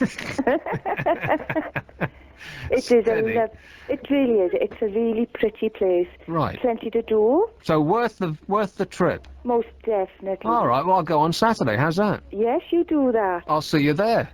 I'll be working, unfortunately. All right, well, I won't see you there.